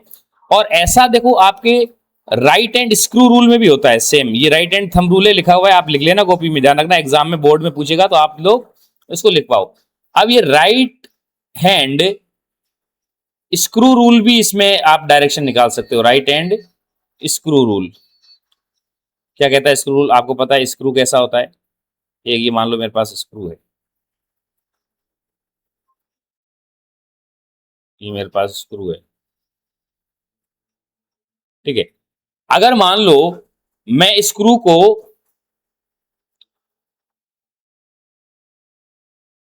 ऐसे, अगर मान लो मैं स्क्रू को ऐसे क्लॉकवाइज घुमाऊं तो स्क्रू क्या जाएगा, अंदर की तरफ जाएगा, दीवार में अंदर की तरफ जाएगा। तो अगर मान लो मैं ए से बी की तरफ घुमाता हूं स्क्रू को, तो अगर ए है, ए क्रॉस बी है, तो डायरेक्शन क्या होगी, वेक्टर की अंदर की ओर होगी। और अगर मान लो मैं इसको एंटी क्लॉकवाइज घुमाता हूं इधर, तो यहाँ पे ये हो गया बी क्रॉस ए, तो डायरेक्शन क्या होगी, अब स्क्रू ऐसे घुमाने पे खुलता है, बाहर की तरफ आता है, तो डायरेक्शन क्या होगी, बाहर की तरफ होगी, है ना। इसमें डायरेक्शन अंदर की तरफ हो गई और इसमें डायरेक्शन बाहर की तरफ हो गई। तो हम ये कह सकते हैं कि जो ए क्रॉस बी है, यानी ए क्रॉस बी है, ए क्रॉस बी, और अगर मान लो आपने अभी बी क्रॉस ए निकाला, अगर मान लो आप बी क्रॉस ए निकाल दो, इसी क्वेश्चन में आप बी क्रॉस ए निकालो, आप बी से ए जा रहे हो, कहां जा रहे हो, बी से ए जा रहे हो, तो आपका जो थंब है वो नीचे की तरफ रहेगा, ऐसे नीचे की तरफ, है ना। तो ये आपका क्या हो गया, बी क्रॉस ए हो गया, है ना। तो आप कह सकते हो कि बी क्रॉस ए और ए क्रॉस बी दोनों इक्वल नहीं है। क्यों इक्वल नहीं है, क्योंकि इनकी डायरेक्शन क्या है, चेंज है। दो वेक्टर क्वांटिटी तभी इक्वल होती है जब उनकी डायरेक्शन और मैग्नीट्यूड दोनों सेम हो। आप ये जरूर कह सकते हो कि इन दोनों का मैग्नीट्यूड क्या होगा, सेम होगा, बिल्कुल मैग्नीट्यूड क्या होगा, सेम होगा, ए बी साइन थीटा इसमें भी और ए बी साइन थीटा इसमें भी। लेकिन अगर आप डायरेक्शन को भी सेम कर दो, यानी अगर आपका ऑपोजिट डायरेक्शन है, इसको माइनस से मल्टीप्लाई कर दोगे तो वो ए क्रॉस बी वाली डायरेक्शन बन जाएगी, तो ए क्रॉस बी इक्वल हो जाएगा। तो ये इक्वल होता है, ठीक है। ये आपका था वेक्टर प्रोडक्ट, क्या था, वेक्टर प्रोडक्ट। समझ में आया वेक्टर प्रोडक्ट क्या है, वेक्टर प्रोडक्ट है ए b sine theta into n cap. N cap क्या है, डायरेक्शन है, एन कैप आप वैसे क्या एन कैप लगाओ, मतलब यूनिट वेक्टर जो सिर्फ डायरेक्शन शो करता है। और डायरेक्शन कैसे निकालते हैं, राइट हैंड थंब रूल से। जो वेक्टर, दो वेक्टर का आप मल्टीप्लाई कर रहे हो, प्रोडक्ट कर रहे हो, उनके परपेंडिकुलर क्या रहेगी, उसकी डायरेक्शन रहेगी। क्लियर। अब हम क्या करेंगे, अब हम इसमें जो वेक्टर प्रोडक्ट हमने पढ़ा है, इस वेक्टर प्रोडक्ट की हम क्या पढ़ लेते हैं, प्रॉपर्टीज पढ़ लेते हैं, जैसे हमने स्केलर प्रोडक्ट में पढ़ी थी। कोई दिक्कत, कोई दिक्कत वाली बात नहीं है। चलो भाई आगे बढ़ते हैं। ये डायरेक्शन हमने देख ली, हमने परपेंडिकुलर कैसे निकालते हैं वेक्टर वो देख लिया, ठीक है। अब हम बात करते हैं प्रॉपर्टीज ऑफ वेक्टर की। सबसे पहली प्रॉपर्टी उसमें भी देखी थी कि स्केलर प्रोडक्ट में हमने देखा था कि जो स्केलर प्रोडक्ट आता है वो स्केलर क्वांटिटी देता है। तो यहां पर वेक्टर प्रोडक्ट क्या है आपका, vector product is a vector quantity. क्या है, वेक्टर क्वांटिटी है कि नहीं है, कोई दिक्कत वाली बात नहीं है कि भाई सर वेक्टर क्वांटिटी है। हमने बोला था कि ये मान लो ए है, ये आपका बी है ना, ये ए वेक्टर है और ये बी वेक्टर है, तो इनके प्रोडक्ट से एक नई जो वेक्टर क्वांटिटी आ रही है ना, एक जो नई क्वांटिटी आ रही है वो आपका जो सी वेक्टर है, मान लो ये ए क्रॉस बी इस डायरेक्शन में है, तो ये आपकी क्या है, वेक्टर क्वांटिटी। क्या है, वेक्टर क्वांटिटी है, ठीक है। चलो भाई दूसरी प्रॉपर्टी, सिंपल सिंपल प्रॉपर्टीज है, कोई दिक्कत वाली बात नहीं है। अब हमने ये प्रॉपर्टी तो पढ़ ली, ये वाली तो मैं सीधी डायरेक्ट लिख रहा हूं कि A cross B is equal to minus का बी क्रॉस ए, है ना। ये वाली पढ़ ली कि हमने ये बात कर लिया कि भाई ए क्रॉस बी है वो बी क्रॉस ए के इक्वल नहीं होता है, क्योंकि इसकी डायरेक्शन क्या रहती है, दोनों की ऑपोजिट रहती है। ठीक है, चलो भाई, मैग्नीट्यूड भले सेम रहता है, ये हम बात कर चुके हैं। ठीक है, अच्छा भाई, अगर मान लो मैं इसमें एंगल निकालना चाहूं, ये मैंने मान लो ये बोला कि ये थीटा है, ये थीटा एंगल है, अगर हमें ये एंगल निकालना पड़े तो हमें पता है कि भाई ए क्रॉस बी क्या है, ए b sine theta into n cap. लेकिन अगर सिर्फ मैग्नीट्यूड की मैं बात करूं तो ए क्रॉस बी का मैग्नीट्यूड क्या है, ए बी साइन थीटा, ऐसे लिख सकते हैं, मैग्नीट्यूड को ऐसे लिख सकते हैं डायरेक्शन को हटा के। अब साइन थीटा अगर मेरे को एंगल चाहिए तो मैं एंगल कैसे लिख सकता हूं, sine theta is equal to a cross b का जो मैग्नीट्यूड है उसमें मैं किसको डिवाइड कर दूंगा, ए के मैग्नीट्यूड इंटू बी के मैग्नीट्यूड को। तो ऐसे हम क्या निकाल सकते हैं, एंगल निकाल सकते हैं दोनों वेक्टर के बीच में। क्लियर, चलो भाई, कोई दिक्कत वाली बात नहीं है, सिंपल सिंपल प्रॉपर्टीज है, आपको समझ में आनी चाहिए। पहले हमने देखी स्केलर की प्रॉपर्टीज, अब हम लोग देखते हैं इसकी वेक्टर की प्रॉपर्टीज। अब हमें पता है कि भाई ए बी साइन थीटा है, इसका मैग्नीट्यूड क्या है, ए क्रॉस बी जो मैग्नीट्यूड है वो है ए बी साइन थीटा। डायरेक्शन की बात कर ली हमने, अब मैग्नीट्यूड की बात करते हैं। अब इसके मैं अलग अलग केसेस बनाऊं। पहला केस, अगर मान लो थीटा क्या है, 90 डिग्री है, क्या है 90 डिग्री, यानी दो वेक्टर एक दूसरे के पैरेलल है, क्या है पैरेलल है। तो अगर दो वेक्टर एक दूसरे के पैरेलल है तो ए क्रॉस बी का जो मैग्नीट्यूड आएगा वो आएगा ए बी साइन थीटा, यानी साइन थीटा मतलब साइन 90 और साइन 91 होता है, तो ये आ गया ए बी। और ये क्या है आपका मैक्सिमम है, क्या है मैक्सिमम है, ध्यान रखना मैक्सिमम आया। यानी अब आपका जब एक वेक्टर और दो दूसरा वेक्टर बी वेक्टर एक दूसरे के क्या होते हैं पैरेलल होंगे तो आपका क्रॉस प्रोडक्ट क्या आएगा, मैक्सिमम आएगा, क्या आएगा मैक्सिमम आएगा। ठीक है, और अगर मान लो हम बात करें किसकी, सेकंड, अगर मान लो हमने एंगल ले लिया theta is equal to 0 degree, तो इसका जो मैग्नीट्यूड आएगा 0 डिग्री पे मैग्नीट्यूड, 0 डिग्री का मतलब क्या हो गया, पहले तो ये बताओ कि दोनों वेक्टर क्या है पैरेलल है। पैरेलल है तो साइन 0 की वैल्यू 0 होती है, तो ए क्रॉस बी का मैग्नीट्यूड क्या आया 0 आ गया।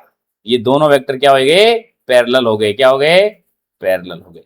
तो आपका ए क्रॉस बी 0 आ गया, या आप ए क्रॉस बी का मैग्नीट्यूड 0 आ गया। अगर ए क्रॉस बी वेक्टर की बात करो तो वो 0 वेक्टर आता है, क्या आता है 0 वेक्टर, जिसका मैग्नीट्यूड तो 0 लेकिन डायरेक्शन तो होगी। अब इसमें मैं मैग्नीट्यूड की बात कर रहा हूं लेकिन इसकी डायरेक्शन तो होगी, लेकिन क्या होगी ये मुझे नहीं पता, क्योंकि इसका मैग्नीट्यूड ही क्या है 0 है। ठीक है, चलो भाई, अब हम बात करें इसमें वही theta is equal to 180, anti parallel हो अगर, ये ए वेक्टर है और इधर ये बी वेक्टर है, ठीक है, थीटा इज इक्वल टू 180 है, तो भी ए क्रॉस बी क्या आएगा, ए क्रॉस बी क्या आएगा, ए क्रॉस बी का जो मैग्नीट्यूड है वो क्या आएगा 0 आएगा। ठीक है, ये हो गई इसकी प्रॉपर्टीज। आगे बढ़े क्या, चलो भाई आगे बढ़ते हैं।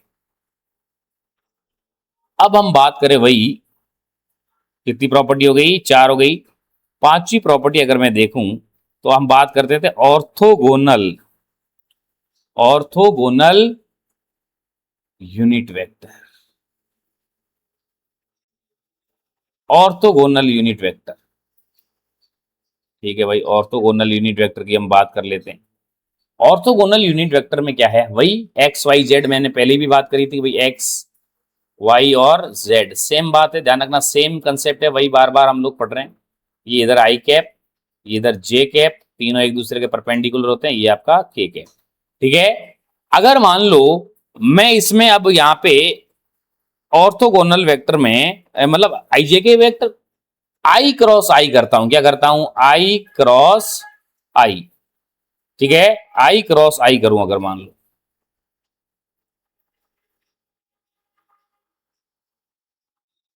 कहां चला गया,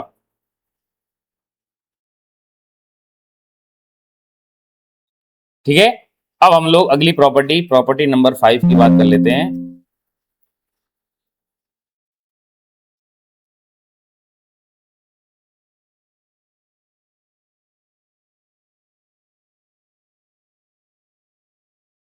ठीक है, अब हम प्रॉपर्टी नंबर 5 की बात कर लेते हैं कि जो ऑर्थोगोनल यूनिट वेक्टर है, यूनिट वेक्टर कौन से, वही कि सर हम जानते हैं ऑर्थोगोनल यूनिट वेक्टर जो परपेंडिकुलर है आई जे के, हम बात करने वाले हैं अपने आई जे के वेक्टर की। ये आपका आई कैप, ये जे कैप और ये के कैप। ठीक है, अगर मान लो मैं आई कैप क्रॉस आई कैप, यानी उस टाइम मैंने आई डॉट आई किया था, आई क्रॉस आई कर रहा हूं, दो वेक्टर का, दो सेम वेक्टर का क्या कर रहा हूं, क्रॉस प्रोडक्ट कर रहा हूं, और इनका मैग्नीट्यूड सबका क्या है, 1 है, आपको पता है। तो यहां पे मैं लिख रहा हूं इसका ए बी साइन थीटा, हमारे पास फॉर्मूला क्या है वेक्टर प्रोडक्ट का, a b sine theta n cap.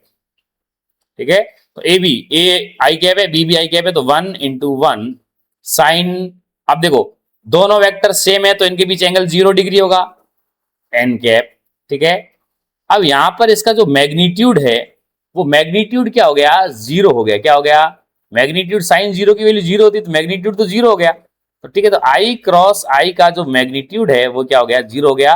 और अगर डायरेक्शन की बात करूं तो 0 वेक्टर, तो हमारे पास में ये चीज आ गई कि आई क्रॉस आई हो, है ना, या जे क्रॉस जे हो, या के क्रॉस के हो, वो तो क्या आ रहे हैं, 0 आ रहे हैं। क्या आ रहे हैं, 0 वेक्टर आ रहा है, या उसका मैग्नीट्यूड क्या आ रहा है, 0 आ रहा है। कोई दिक्कत, कोई दिक्कत वाली बात नहीं। चलो भाई ठीक है, ये तो हमने कर लिया, आगे बढ़े।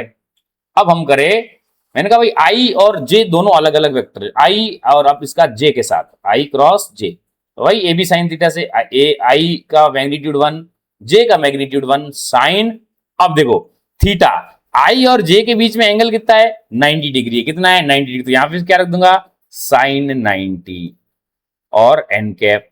अच्छा, एन कैप क्या है, डायरेक्शन, तो मैं डायरेक्शन निकाल के डायरेक्शन भी रख दूं साथ में, लो भाई एन कैप। अब देखो आप आई की तरफ फिंगर्स को रखो, और आई की तरफ फिंगर्स को रखो और के की तरफ मोड़ो, तो क्या आ रहा है, के कैप आ रहा है। आई की तरफ रखो और जे की तरफ, आई क्रॉस जे, तो के आएगा। तो यहां पर इसकी डायरेक्शन क्या आ गई, के कैप आ गई, है कि नहीं, इजी। समझो इसको, डायरेक्शन निकालना बहुत जरूरी है, ये के कैप आ गया। तो आई क्रॉस जे क्या है, ये 1 है, साइन 90 की वैल्यू 1 है, तो ये क्या आ गया, के कैप आ गया। ऐसे ही आपने जे क्रॉस आई निकाला तो आपका क्या आ जाएगा, जे आई।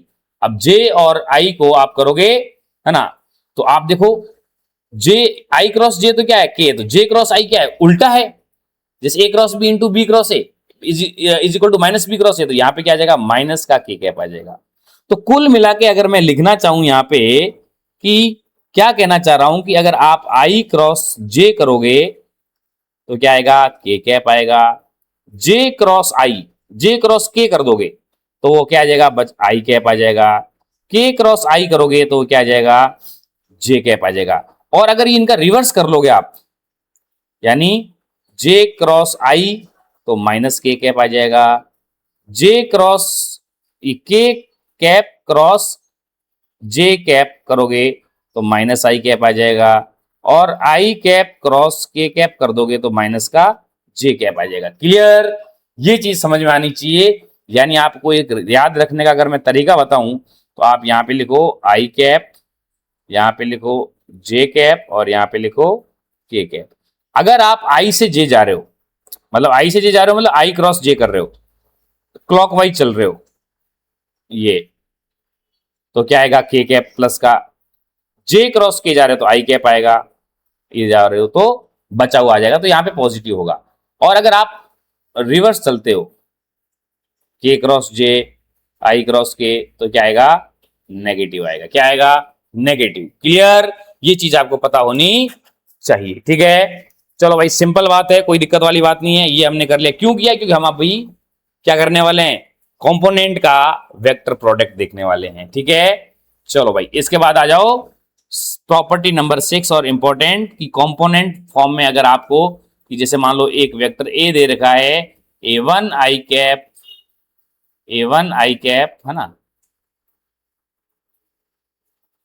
या x1 ले लो, x1 x2 ले लो, इससे पहले अपन x1 x2 लिया है तो आपको कोई दिक्कत वाली बात नहीं, A1 B1 C1 ले लो, या x1 y1 एक ही बात है, कुछ भी लो। ठीक है, चलो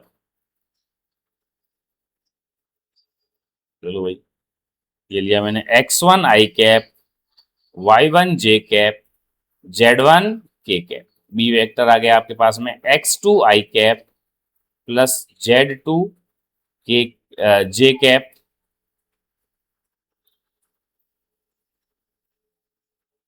z2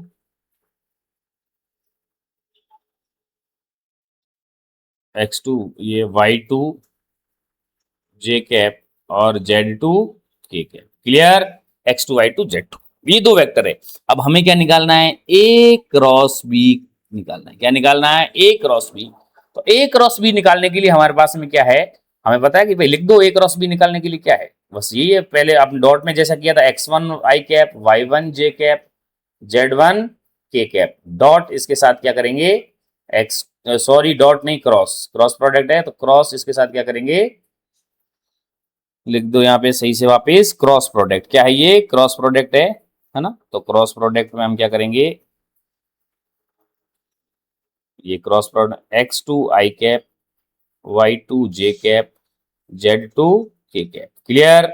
अब यहां पर इसमें वही चीज सर, मैथमेटिकल, सिंपल मैथमेटिकल वाला फंडा कि भाई अगर x1 है, इसको मल्टीप्लाई इससे भी करेंगे, इसकी मल्टीप्लाई इससे भी करेंगे, इसकी मल्टीप्लाई इससे भी करेंगे, तीनों से करेंगे। चलो भाई एक बार एक एक लिख के देखते हैं, फिर बाद में डायरेक्ट बताता हूं। अगर मान लो मैंने x1 की इससे मल्टीप्लाई की तो x1 x2 तो कांस्टेंट है, ये तो लिख दिया x1 इंटू x2, फिर ये आई है और ये आई है, तो आई क्रॉस आई।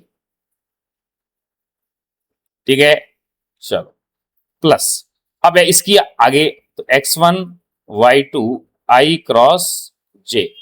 ठीक है, डैश डैश डैश ऐसे चलता रहेगा। मैं दो ही क्यों लिख रहा हूं? क्योंकि हमें ये सब करने की जरूरत नहीं है, आप तो बस फंडा समझिए कि अगर मान लो मैं ऐसा लिखता हूं तो आपको पता है कि सर आई क्रॉस आई तो अभी हमने देखा क्या है? जीरो है। तो हमारे पास में ये आई क्रॉस जे वाली टर्म्स रहेगी, रहेगी कि नहीं रहेगी? तो इसको डायरेक्ट करने के लिए मैं आपको बताता हूं मैट्रिक्स मेथड से। किससे? मैट्रिक्स मेथड से। आई कैप ए वेक्टर और बी वेक्टर लिख दो ऐसे में, इसको ये डिटर्मिनेंट फॉर्म होता है ना। तो ये यहाँ पे आई, ये हो गया जे और ये के। ठीक है, इसमें लिख दिया आई जे के, और हमारा पहला वेक्टर है, इसके कोफिशिएंट क्या है? x1 y1 z1 और क्या है? x2 y2 z2। क्लियर? ये हमने लिख दिया। अब इसका बहुत सिंपल फंडा है, देखो जब हम इसमें सॉल्व करेंगे तो अपने को ये देखो रो होती है, ये एक पहली रो, दूसरी रो, तीसरी रो, और ये होते हैं column. Column number 1, column number 2, column number 3। तो ये तीन कॉलम, तीन रो की मैट्रिक्स है जिसका डिटर्मिनेंट हमने लिखा है। अब ये क्या होता है आपको इतना नहीं जानना, आप तो बस बेसिक चीजों को समझो कि इसको सॉल्व कैसे कहते हैं। मतलब ये ऐसे दो वेक्टर दिए हैं तो सॉल्व कैसे करने, तो ये लिख दिया। अब आपको पहले आई कैप सॉल्व होता है तो पहले आप लिखोगे आई कैप, और ये ध्यान रखना इनके साइन, ये प्लस, ये माइनस का और ये प्लस का, ये साइन कैसे होते हैं वो भी अपने ध्यान में नहीं, अपने को नहीं पता लगाना, लेकिन बस आप रखो कि ऊपर प्लस होता है, माइनस बाकी सब अल्टरनेट चलते हैं। ठीक है, किसी भी रो के रिस्पेक्ट में आप ले सकते हो। हम तो आई जेके की रो में लेंगे क्योंकि हमारा तो वेक्टर काम कर रहे हैं, वेक्टर सॉल्व कर रहे हैं और कुछ सॉल्व नहीं कर रहे, तो आई कैप है। तो आई कैप जब सॉल्व करोगे तो आपको ये ध्यान में रखना है कि आई कैप जिस रो में और जिस कॉलम में उसको क्या कर देना, छोड़ देना। जैसे मान लो मैं एक करके दिखा रहा हूं, ये आई कैप है ना, ये जिस रो में है और जिस कॉलम में उसको छोड़ दो, बाकी क्या चार एलिमेंट बचेंगे, इनका क्रॉस मल्टीप्लाई करो ऐसे, इसका इससे करो, फिर माइनस इसका इसके साथ, यानी आई कैप आपने फिर क्या बनाया? ब्रैकेट बनाया, और क्या लिखोगे? ये z2y1 इसका इसके साथ मल्टीप्लाई, तो z2y1 फिर माइनस का साइन, y2z1, y2z1। सिंपल है, कोई दिक्कत वाली बात नहीं। फिर जे कैप, जे कैप क्या होता है? माइनस का, तो यहां लिखेंगे माइनस का जे कैप। ठीक है, ब्रैकेट। अब जे कैप वाली रो और कॉलम को हटा दो, ये हटा दोगे है ना, तो इसको मैं देखो इरेज कर रहा हूं और आपको पता चलेगा। अब मैं क्या करूंगा, इसकी रो और इसकी कॉलम, ये जे कैप है, इसकी रो ये और ये कॉलम हटा दिया, ये एलिमेंट बचे तो इसकी इसके साथ मल्टीप्लाई और इसकी इसके साथ मल्टीप्लाई। क्लियर? समझा रहा हूं, पूरा ध्यान रखना, समझना कैसे लिखते हैं। तो ये हो जाएगा z2x1 फिर माइनस साइन आएगा x2z1, ठीक है। फिर अब के कैप बचा, ये प्लस का होता है तो प्लस का के कैप, ब्रैकेट बनाया, और अब वही, अब ये के है तो इसकी जो ये जिस रो में है वो रो, और जिस कॉलम में है वो कॉलम, क्या कर देंगे, ये हटा देंगे, और बचे हुए 4 एलिमेंट का मल्टीप्लिकेशन रख लेंगे। ठीक है, यानी के कैप ये इसमें है तो ये वाली रो और ये कॉलम को हटाओ, और बचे हुए 4 एलिमेंट, ठीक है, उनको लिख दो। ये होंगे y2x1 माइनस x2y1, खत्म। यानी y2x1 माइनस x2y1। कोई दिक्कत? मेरे ख्याल से कोई दिक्कत नहीं है। ये आपका क्रॉस प्रोडक्ट को सॉल्व करने का मेथड है, और आप इसमें देख सकते हो कि जो वैल्यू आएगी वो आईजेके के फॉर्म में आएगी। क्यों आएगी? क्योंकि ये ए क्रॉस बी मल्टीप्लाई करोगे तो वेक्टर क्वांटिटी आती है। क्या आती है? वेक्टर क्वांटिटी आती है, इसीलिए आती है, इसीलिए आपका आईजेके के फॉर्म में आएगा, ध्यान रखना। ठीक है, ये हो गया आपका दो वेक्टर को कंपोनेंट फॉर्म में सॉल्व कैसे करते हैं, ए क्रॉस बी, यानी जो आपने सी वेक्टर निकाला है ये ऐसे निकलता है, सी वेक्टर निकाला है ना जो आईजे के फॉर्म में, ये ऐसे निकलता है जो परपेंडिकुलर है इसके प्लेन के। क्लियर? एक क्वेश्चन लेके चलता हूं, उस क्वेश्चन से आपको सारी चीजें क्लियर हो जाएगी। देखो इधर क्वेश्चन है, एक वेक्टर दे रखा है A vector I cap J cap minus 2 के कैप, और एक बी वेक्टर दे रखा है आपको आई कैप प्लस 3 के कैप। क्लियर? और मेरे को पूछा है कि ए क्रॉस बी फाइंड करिए। क्या फाइंड करिए? ए क्रॉस बी। चलो भाई ठीक है, हमने अभी देखा कि ए क्रॉस बी कैसे फाइंड करते हैं, कि सर ए क्रॉस बी मैट्रिक्स मेथड से सॉल्व करते हैं। ए क्रॉस बी ऐसे लिखा, और एक मैट्रिक्स बनाई जिसमें आई जे के पहले लिख दिए, आई कैप जे कैप के कैप। ठीक है, अब इसके पहले वाले वेक्टर के कंपोनेंट, इसका आई कैप के साथ 1 है तो ये 1 हो गया, जे कैप के साथ भी 1 है तो 1 है, और के कैप के साथ है -2, साइन के साथ रखोगे, ध्यान रखना -2, फिर ये आई कैप के साथ 1 है। ठीक है, और यहाँ पे सर जे कैप है ही नहीं, तो है ही नहीं तो कंपोनेंट क्या हो गया? 0 हो गया, और ये के कैप के साथ क्या है? 3, तो ये लिख दिया मैंने 3। बस अभी सॉल्व कर लो। सबसे पहले आई कैप, ठीक है, आई कैप लिखा, अब यहाँ पे इसकी रो और इसकी कॉलम को हटा के देखो मल्टीप्लाई कर दो, 3 1 जा 3, तो 3 मल्टीप्लाई 1 माइनस 0 मल्टीप्लाई -2, 0 मल्टीप्लाई -2, ये पहला एलिमेंट हो गया। फिर माइनस का जे कैप आएगा, माइनस आएगा जे कैप के साथ, ये रो और ये कॉलम हटाओ, तो 3 1 जा 3, ये देखो 3 मल्टीप्लाई 1 माइनस 1 मल्टीप्लाई -2, ये देखो 1 और ये -2। ठीक है, चलो भाई, प्लस के कैप, अब ये के कैप वाली रो और कॉलम हटाओ, 0 1 2 1, मैं अभी सारे एलिमेंट इसलिए लिख रहा हूँ कि आपको समझ में आए, -1 × 1। ठीक है, बस हो गई चीजें। अब यहाँ पे आप लिखोगे इसको आई कैप, इसको सॉल्व कर लो, ये हो जाएगा, ये तो हो गया 0, ये हो गया 3 माइनस जे कैप, ठीक है, ये हो गया 3 माइनस माइनस प्लस का 2, ठीक है, प्लस के कैप, ये हो गया आगे 0 माइनस का 1 × 1 1, तो हमारे पास में वेक्टर आ गया 3 आई कैप माइनस 5 जे कैप माइनस के कैप। ये आपके पास आ गया ए क्रॉस बी। कोई दिक्कत? यानी हमने वेक्टर प्रोडक्ट करके एक नया वेक्टर निकाल दिया भाई, ए क्रॉस बी कर दिया और एक नया वेक्टर आ गया, ये वेक्टर आ गया, ये अपन जो सी वेक्टर कह रहे हैं ना, ये आ गया वेक्टर। अगर आपसे इसमें ये क्वेश्चन के साथ में एक सेकंड क्वेश्चन, ये फर्स्ट क्वेश्चन के साथ में अगर सेकंड क्वेश्चन ये भी पूछता कि इसका मैग्नीट्यूड निकालो, तो बस जब वेक्टर निकाल दिया तो मैग्नीट्यूड निकालने के भी कोई दिक्कत वाली बात नहीं है। मैग्नीट्यूड क्या आ जाएगा? ए क्रॉस बी का जो मैग्नीट्यूड है, जो वेक्टर है उसका रूट में x square y square z square, आपको पहले से पता है, कोई दिक्कत वाली बात ही नहीं है। 3 स्क्वायर प्लस माइनस का 5 स्क्वायर प्लस माइनस का 1 स्क्वायर। ठीक है, तो ये हो गया आपके पास में 9 प्लस 25 प्लस 1, तो ये हो जाएगा √35। कोई दिक्कत? कोई दिक्कत नहीं है। देखो इक्वेशन से आपको सब समझ में आ गया कि क्रॉस प्रोडक्ट कैसे होता है। ठीक है, चलो भाई, ये हो गया आपका क्रॉस प्रोडक्ट, इसकी प्रॉपर्टीज। क्रॉस प्रोडक्ट क्या होता है? एक दो वेक्टर का प्रोडक्ट जो एक वेक्टर क्वांटिटी देता है जिसकी डायरेक्शन इन दोनों के प्लेन के परपेंडिकुलर रहती है। कोई दिक्कत? ठीक है, चलो भाई, कोई दिक्कत वाली बात नहीं है। चलो आगे बढ़े हम लोग। ठीक है, ये हमने क्वेश्चन भी कर लिया। ठीक है, अब इसके बाद में इसकी ज्योमेट्रिकल मीनिंग कि भाई ये क्रॉस प्रोडक्ट है, ये क्यों निकालते हैं, इसकी ज्योमेट्रिकल मीनिंग क्या है। इसकी ज्योमेट्रिकल मीनिंग है कि भाई आप देखो, ये एक पैरेललोग्राम है। क्या है, पैरेललोग्राम है। इस पैरेललोग्राम में देखो तो हमारे पास में दो साइड दे रखी, एडजेसेंट साइड दे रखी है। एक का एक ए वेक्टर है और दूसरी है बी वेक्टर। ठीक है, ये हमें दो साइड दे रखी है। अगर मान लो मुझे इसका एरिया चाहिए, अगर ये साइड दे रखी है तो इसका पैरेललोग्राम का एरिया निकाल सकता हूं टू एडजेसेंट साइड का। अगर जो दे रखी है तो उनका अगर मान लो मैं क्रॉस प्रोडक्ट निकाल के उसका मैग्नीट्यूड निकालूं तो वो मेरा क्या होता है, एरिया ऑफ पैरेललोग्राम में। क्या ये, एरिया ऑफ पैरेललोग्राम। पहले ये समझना, पैरेललोग्राम। ठीक है, एरिया ऑफ पैरेललोग्राम। अगर आप इसमें देखें तो इस एरिया, इस पैरेललोग्राम में दो ट्रायंगल है। अगर बीच से आप करूं डायगोनल से तो दो ट्रायंगल है।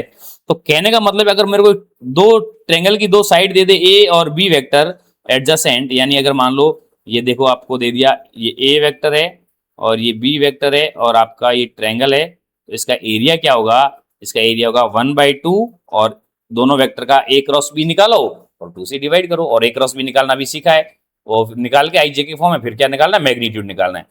और अगर आपको पैरेललोग्राम की ये दो एडजेसेंट साइड ना देके, ये दो साइड, ये एडजेसेंट साइड है, ये ना देके आपको क्या दे दिया जाए, ये पैरेललोग्राम में आपको क्या दे दिया जाए, डायगोनल दे दिया जाए। मान लो ये पैरेललोग्राम है, ठीक है, एक डायगोनल ये दे दिया,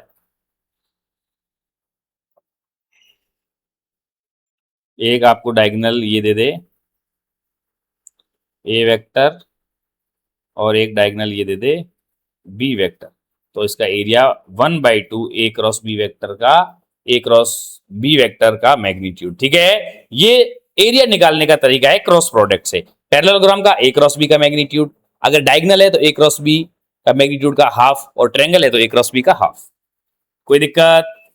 अब हम क्वेश्चन कर लेते हैं तो हमारा वेक्टर प्रोडक्ट भी क्या हो जाए, एकदम क्लियर हो जाए। क्या हो जाए, क्लियर हो जाए। पहला क्वेश्चन एकदम सिंपल। अच्छा, वेक्टर प्रोडक्ट में आपने ये देख लो, वेक्टर प्रोडक्ट के अंदर हमने जो वेक्टर प्रोडक्ट पढ़ा तो इसके एग्जाम्पल क्या क्या है।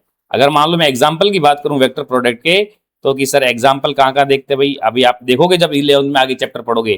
तो अगर मान लो हम टॉर्क निकालते हैं तो ये क्या होता है, आर क्रॉस एफ होता है। क्या होता है, आर क्रॉस एफ, यानी आर और ये डिस्टेंस और फोर्स का क्या करोगे, अगर आप क्रॉस प्रोडक्ट करोगे तो टॉर्क आएगा। क्या आएगा, टॉर्क आता है। ठीक है, कोई दिक्कत है ना। चलो भाई आगे बढ़े हम लोग। जैसे यहाँ पे क्वेश्चन दे रखा है इसलिए मैंने आपको बताया अभी एग्जांपल। क्या कह रहा है, फोर्स दे रखा है आपको आईजे की फॉर्म में, आर दे रखा है, देन कैलकुलेट टॉर्क। तो टॉर्क क्या होता है आपको अभी याद रखना है, आर क्रॉस एफ वेक्टर। क्या होता है, आर क्रॉस एफ वेक्टर क्या होता है, इसका टॉर्क होता है। ठीक है, तो अगर मान लो मेरे को टॉर्क निकालना है तो मेरे को आर दे रखा है और क्या दे रखा है, एफ दे रखा है। क्या दे रखा है, आर और एफ दे रखा है। कोई दिक्कत है क्या इसमें, कोई दिक्कत वाली बात नहीं। अगर मान लो मेरे को टॉर्क निकालना है तो मेरे को पता है आर क्रॉस एफ, तो आर वेक्टर क्या है, पहले देखो आर वेक्टर क्या है भाई, 5 आई कैप माइनस 3 जे कैप, और एफ वेक्टर क्या है, 4 आई कैप माइनस 10 जे कैप। तो अगर मैं टॉर्क निकालूं तो टॉर्क क्या होगा, आर क्रॉस एफ, और आर क्रॉस एफ निकालना यानी ए क्रॉस बी निकालना मेरे को पता है, आई जे और ये के। इसमें 5, ये -3 और ये 0, ये आपका 4 -10 और ये आपका 0। तो बस आपको पता है के है ही नहीं तो के आएगा नहीं, इसके नीचे 0 0 है। तो यहां पर आई कैप लिखा मैंने, पहले आई कैप सॉल्व कर रहा हूं, ये रो और ये कॉलम हटाया तो ये हो गया 0 - 0, 0 -0। फिर मैं जे जे की बात कर रहा हूँ, माइनस जे कैप, तो ये हटाया तो ये भी 0 -0। देखना बड़े ध्यान से, प्लस का के कैप, जो 0 है वही आपका टॉर्क में आएगा, माइनस का 50 और माइनस का 12, 4 3 12। क्लियर। ये आपका आई, ये तो 0 हो गया, ये भी 0 हो गया, बचा क्या, के कैप, और के कैप कितना बचा, माइनस का 50 माइनस माइनस प्लस का 12, तो ये आप क्या आ गया, माइनस का 38 है ना। 38 और 12 क्या 50 हो गए, 38 के कैप, ये क्या आ गया टॉर्क। समझ में आई बात। यानी आई, अब देखो कैसे है कि आर और एफ जो है, आर और एफ जो है ना, ये कौन से प्लेन में है। अगर आर क्रॉस एफ की मैं बात करूं तो ये आई और जे एक्स वाई प्लेन में है, तो जो टॉर्क आएगा वो क्या आएगा, परपेंडिकुलर आएगा इस प्लेन के। तो परपेंडिकुलर क्या होता है, के कैप होता है। देखो आ गया ये परपेंडिकुलर, है कि नहीं, क्लियर। चलो भाई आगे बढ़े। अब क्या कह रहा है, find a unit vector perpendicular to the both of the vector. इन दोनों वेक्टर के परपेंडिकुलर मेरे को क्या करना है, वेक्टर फाइंड करना है। क्या करना है, वेक्टर फाइंड करना है परपेंडिकुलर। ठीक है भाई, इन दोनों वेक्टर के परपेंडिकुलर। तो अगर मान लो पहले मुझे इस दोनों के परपेंडिकुलर एक यूनिट वेक्टर फाइंड करना है, तो परपेंडिकुलर वेक्टर क्या होगा, मतलब ए और ए एंड बी के परपेंडिकुलर क्या होगा। अच्छा, क्रॉस प्रोडक्ट की बात कर रहा है सर। यानी जो एक सी वेक्टर आता है ए क्रॉस बी से, वो आपका क्या होता है, ये क्या होता है, इन दोनों के क्या होता है, परपेंडिकुलर ही तो होता है। ये अगर मान लो इधर ए है, ये ए वेक्टर है, ये बी वेक्टर है, तो यहाँ पे सी वेक्टर क्या है, इन दोनों के परपेंडिकुलर है, इसके भी परपेंडिकुलर है और इसके भी परपेंडिकुलर है। ठीक है, तो कुल मिला के मुझे पहले वेक्टर निकालना है, सी वेक्टर जो आएगा आपका ए क्रॉस बी से। वही काम वापस कर रहा हूं जो अभी किया, आई कैप जे कैप के कैप। ठीक है, और आपके लिख लो कोफिशिएंट, ये लिख लो भाई 2 3 1, और बी के क्या है माइनस, ये प्लस का 1 माइनस का 1 और 2। ठीक है, बस अब आप निकाल लो इसको। पहले आई कैप लिखा तो ये हो गया 3 2 जा, देखो डायरेक्ट कर रहा हूं मैं, आपको समझ में आ जाना चाहिए। 3 2 जा 6 माइनस माइनस माइनस 1। ठीक है, फिर माइनस का जे कैप। ठीक है, ये हटा दो, 2 2 जा 4 माइनस 1। ठीक है, प्लस के कैप, के कैप ये और ये हटा दो, तो 2 1 जा 2 माइनस का 2 माइनस 3। ठीक है, बस लिख लो इसको, ये हो जाएगा 6 माइनस माइनस प्लस 1, 6 प्लस 1 7 आई कैप, ये 4 माइनस 1 3 माइनस का 3 जे कैप, और ये हो गया -2 -3 माइनस का 5 के कैप। ठीक है, ये तो क्या आ गया, वेक्टर आ गया। क्या आ गया, वेक्टर आ गया 7 आई कैप -3 जे कैप -5 के कैप। लेकिन मुझे वेक्टर नहीं चाहिए था, मुझे तो क्या चाहिए था, इसका यूनिट वेक्टर चाहिए था। इसके ये परपेंडिकुलर आ गया, सी वेक्टर आ गया, तो इसके इधर यूनिट वेक्टर मतलब इसकी डायरेक्शन चाहिए, मुझे सी कैप चाहिए था। यानी कैप कैसे निकालते हैं, उस वेक्टर को उसके मैग्नीट्यूड से क्या कर दो, डिवाइड कर दो।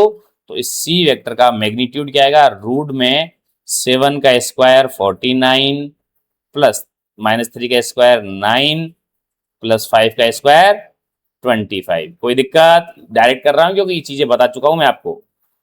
तो ये ऐड कर लो, 49 50 58 और 20, 58 और क्या हो गया 25, 58 और 58 प्लस 25। ठीक है, ये हो गया 58 और ये 25, तो ये आ गया हमारे पास में कितने हो गए भाई 65, इसको दे दो तो 63 और 20, 63 और 20 83। ठीक है, इसका क्या आ गया, मैग्नीट्यूड आ गया। अब इसका यूनिट वेक्टर क्या आएगा भाई, सी कैप क्या आ जाएगा, इस वेक्टर को डिवाइड कर दो, क्या कर दो, डिवाइड कर दो किससे, आपका रूट 83 से। ठीक है, तो आपके सामने क्या आ जाएगा, ये क्या आ जाएगा, यूनिट वेक्टर आ जाएगा। हाँ, अब आप ये कह सकते हो कि सर यूनिट वेक्टर ऊपर है तो अपन नीचे भी ले सकते हैं। मैंने कहा बिल्कुल ले सकते हो। ठीक है, नीचे वाला ले लो, ऊपर वाला प्लस है तो नीचे वाला नेगेटिव है, तो ये आपका, आप ये कह सकते हो कि जो इसका जो डायरेक्शन आती है, हम ये जो डायरेक्शन निकालते हैं इसके, ये डायरेक्ट ऐसे फॉर्मूला भी याद कर सकते हो, n cap is equal to plus minus जो आपका ए क्रॉस बी है, ए क्रॉस बी जो निकाला आपने, उसमें क्या करो, आप ए और क्रॉस बी के मैग्नीट्यूड का क्या कर दो, डिवाइड कर दो। ये ए क्रॉस बी के मैग्नीट्यूड का डिवाइड कर दिए, ये आपका इन दोनों वेक्टरों के परपेंडिकुलर यूनिट वेक्टर निकालने का है। वही किया हमने, मेथड वही है। तो ये प्लस माइनस कर दोगे तो भाई दोनों डायरेक्शन में आ गया, है ना, कि ऊपर भी हो सकता है नीचे भी हो सकता है। अगर ए क्रॉस बी करो या बी क्रॉस ए करो, एक ही बात है। वो थोड़ी पूछ रहा है कि भाई ए क्रॉस बी करो, वो बी क्रॉस ए की भी बात कर सकता है। तो अपन इनको दोनों ही निकालना है। ये आपका यूनिट वेक्टर आ गया, क्या आ गया, यूनिट वेक्टर आ गया। ठीक है भाई, आगे बढ़े, अगला क्वेश्चन। चलो भाई अगला क्वेश्चन।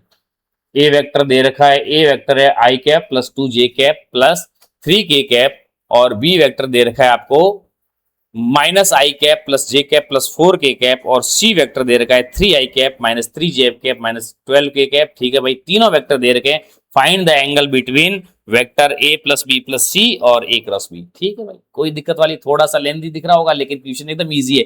तो सबसे पहले तो एक वेक्टर निकालो जो आपको दे रखा है A vector plus B vector plus C vector, यानी तीनों को मैं जोड़ूं तो मेरे पास एक नया वेक्टर आएगा। वो क्या है, आई कैप में जुड़ेगा तो ये आई कैप माइनस आई कैप कट गया, बचा 3 i कैप। जोड़ रहा हूं, जोड़ना तो है, आई आई में जुड़ेगा, जे जे में जुड़ेगा, के में जुड़ेगा। ये तो हमने पहले वीडियो में देख लिया था भाई। उसके बाद में 2 j कैप और 1 j cap, 3 j cap plus का है और इधर माइनस का है, तो ये तो जे कैप तो खत्म हो गया। फिर के कैप की बात करें, 3 के कैप, 4 के कैप, 7 के कैप प्लस का 7 है और माइनस का 12, तो माइनस का 5 के कैप। ये आ गया आपके पास में ए प्लस बी प्लस सी। इसको नया वेक्टर नाम दे देते हैं, इसको नाम दे देते हैं, ये आपका क्या है, डी वेक्टर है। ठीक है, 3 i कैप माइनस 5 के कैप, कोई दिक्कत। अब वो कह रहा है ए क्रॉस बी से, ए क्रॉस बी से एक नया वेक्टर आएगा तो वो अपने को पूरा निकालना पड़ेगा कि भाई ए क्रॉस बी। ये लो भाई, ए क्रॉस बी से एक जो वेक्टर आएगा उसकी बात कर रहा था। ए क्रॉस बी से वेक्टर आ गया, ये लो भाई ए क्रॉस बी। ए क्रॉस बी से वेक्टर आया एक, तो लिख लो ए क्रॉस बी, ये आई कैप, जे कैप और के कैप। ठीक है, ए क्या है, 1 2 3, और B vector a cross b है तो बी है -1 1 और 4। अरे पता चल रहा है ना कहां से लिख रहा हूं, ये देखो ए वेक्टर के कोफिशिएंट, बी वेक्टर के कोफिशिएंट। ठीक है, कोई दिक्कत। चलो भाई सॉल्व कर लेते हैं अब। आई कैप 2 4 जा 8 -3 माइनस जे कैप, अब फटाफट होगा क्योंकि आपको समझ गए, 4 1 जा 4 माइनस माइनस का 3। ठीक है, प्लस के कैप, क्या होगा, के कैप क्या होगा, के कैप करो भाई, मल्टीप्लाई करो के कैप वाली रो और ये कॉलम हटा के मल्टीप्लाई करो, करो करो मल्टीप्लाई करो भाई। ये हो जाएगा आपका 1 माइनस माइनस का 2। ठीक है, तो ये आ गया 8 -3 5 i cap, 4 minus minus plus 3 तो 7 माइनस का 7 जे कैप, और ये हो जाएगा माइनस माइनस प्लस 2 + 1 3 प्लस का 3 के कैप। अब हमारे पास में दो वेक्टर है, एक ये वेक्टर और ये एक। अब इन दोनों वेक्टर से क्या निकालना है, एंगल निकालना है, एंगल बिटवीन द वेक्टर। ठीक है भाई, ये ए क्रॉस बी, इसको नया नाम दे देता हूं, इसको नाम दे देता हूं ई वेक्टर, नाम दे दिया, क्या नाम दे दिया, ई वेक्टर। तो अब हमें बात फाइंड करना है, एंगल फाइंड करना है between D vector and E vector. Clear, ठीक है। तो एंगल बिटवीन डी और ई, अब इस एंगल निकालना है मेरे को डी और ई के बीच में। तो मैंने क्या कर दिया कि मैंने पहले मेरे को बोला कि भाई आपका एक एक vector A plus B plus C है, इसको मैंने डी मान के इसको सॉल्व कर लिया और ए क्रॉस बी भी निकाल लिया। अब एंगल निकाला, तो एंगल निकालने का सीधा तरीका रहता है कि अपने ने पढ़ा था कि भाई दो वेक्टर के बीच में जो एंगल होता है ए डॉट बी, जो स्केलर प्रोडक्ट होता है वो ए बी कॉस थीटा होता है। क्या होता है, ए बी कॉस थीटा। तो यहाँ पे यहाँ से कॉस थीटा हमने क्या पढ़ा था कि भाई a dot b upon A b. जब आपको दो वेक्टर का कंपोनेंट फॉर्म दे रखा है तो डायरेक्ट ये आप स्केलर प्रोडक्ट लगाओ और एंगल निकालो। तो यहाँ पर हमारे पास में जो एंगल आ जाएगा, क्या आ जाएगा, एंगल आ जाएगा cos theta, that is a dot b. अच्छा, ए डॉट बी निकालना आप आना चाहिए आपको, ये आपका ए डॉट बी मतलब डी, ये रहा आपका डी और ये रहा आपका ई। ठीक है, x1 x2 plus y1 y2 plus z1 z2, अभी बड़ा याद है आपको। तो x1 x2 तो 3 × 5 plus z1 z2, x1 x2 plus y1 y2, y1 तो यहाँ 0 है तो ये 0 × -7 प्लस z1 z2 -5 इंटू 3, ठीक है, अपॉन ए का मैग्नीट्यूड, एक वेक्टर क्या है ये भाई ए और बी है ना, तो डी का मैग्नीट्यूड और ए का डी का मैग्नीट्यूड क्या होगा 3 का स्क्वायर 9 प्लस 5 का 25, और इसका क्या हो जाएगा 25 और 7 का 49 प्लस 9, ठीक है। तो अब इसको हम लोग जोड़ेंगे, देख लो भाई, जोड़ लो इसको, 3 5 जा 15, ये तो हो गया 15, ये हो गया 0, ये माइनस का 15। अच्छा भाई, नीचे मुझे जोड़ने का काम ही नहीं पड़ा, ये नीचे 34 है और ये आपका 25 प्लस 49 प्लस 9 पड़ा ही है, क्योंकि ऊपर क्या हो गया 0, तो ये पूरा ही 0 हो गया। तो जब 2 cos theta is equal to क्या आ गया 0, तो थीटा कितना होगा, cos थीटा 0 कब होता है, जब 90 डिग्री है, क्या है 90 डिग्री, यानी एंगल कितना आ गया 90 डिग्री। कोई दिक्कत वाली बात नहीं है, ठीक है, इजी क्वेश्चन है, बस क्रॉस प्रोडक्ट आपको आना चाहिए, डॉट प्रोडक्ट आना चाहिए, क्वेश्चन सारे कर लोगे। अच्छा, अगला क्वेश्चन, शानदार क्वेश्चन दिख रहा है मेरे को, क्या कह रहा है, अगर आपका ए डॉट बी फाइंड करना है, ए डॉट बी ये हमें फाइंड करना है, इफ मैग्नीट्यूड ऑफ ए कितना है 2 है, मैग्नीट्यूड ऑफ बी कितना है 5 है, और आपको ए क्रॉस बी का मैग्नीट्यूड भी दे रखा है 8। अब मान लो कि ये कोई दो वेक्टर है ए और बी, ठीक है, ए वेक्टर है और ये क्या है बी वेक्टर है, बीच में एंगल थीटा है। तो अगर मान लो मैं ए क्रॉस बी करता हूं तो वो होता है ए बी साइन थीटा और उसका एन कैप डायरेक्शन, लेकिन मैग्नीट्यूड क्या होगा only a b sine theta, only a b sine theta. अगर यहां से मैं साइन थीटा, अगर मान लो मेरे पास एंगल आ जाए तो मैं ए डॉट बी निकाल सकता हूं ना, क्योंकि ए डॉट बी क्या होगा, ए डॉट बी होगा आपका ए बी कॉस थीटा। ए और बी तो वैल्यू मेरे को गिवन है, मेरे को थीटा चाहिए, तो यहां से साइन थीटा निकालो, फिर यहां से कॉस थीटा में वैल्यू रख दो, सिंपल है, बहुत सिंपल है। तो sine theta is equal to हो जाएगा ए क्रॉस बी कितना है 8 upon A b 2 into 5, 8 by 10 यानी 4 बाय 5। आप यहां से भी आप 4 बाय 5 से भी साइन थीटा की वैल्यू सीधा डायरेक्ट निकाल सकते हो, ये आपको पता है, sine square theta plus cos square theta is equal to 1। तो यहाँ पे साइन थीटा की वैल्यू 4 बाय 5 है, तो 16 upon 25 plus cos square theta is equal to 1।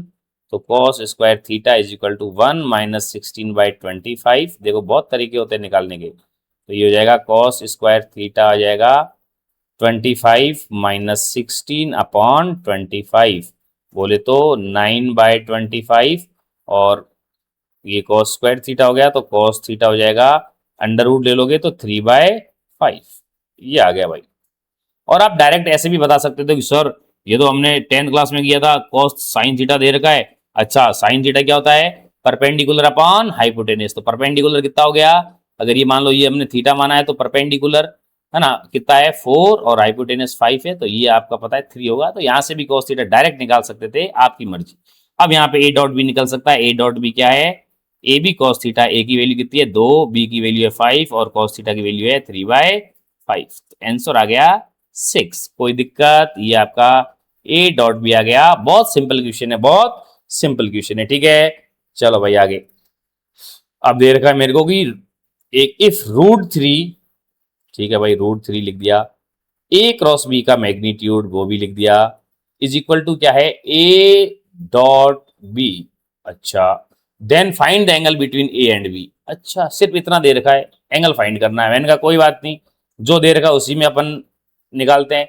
A cross b का मैग्नीट्यूड क्या होता है, ए बी साइन थीटा जो बोला है, और ए डॉट बी क्या होता है, ए बी कॉस थीटा। ये तो बहुत सिंपल क्वेश्चन है, तो ए बी से तो ए बी कट गया, ठीक है, कॉस थीटा इधर भेज दो, तो sine theta upon cos theta, और ये हो जाएगा 1 बाय √3, इधर आ जाएगा √3 इधर आएगा तो 1 बाय √3, तो sine theta upon cos theta कि सर टेन थीटा 1 बाय √3, और सर 1 बाय √3 टेन थीटा में theta is equal to 30 degree पे होता है सर, ये तो बहुत सिंपल क्वेश्चन आ गया। कोई दिक्कत, कोई दिक्कत है क्या भाई, कोई दिक्कत वाली बात नहीं है। चलो भाई आगे बढ़ो, अगला क्वेश्चन।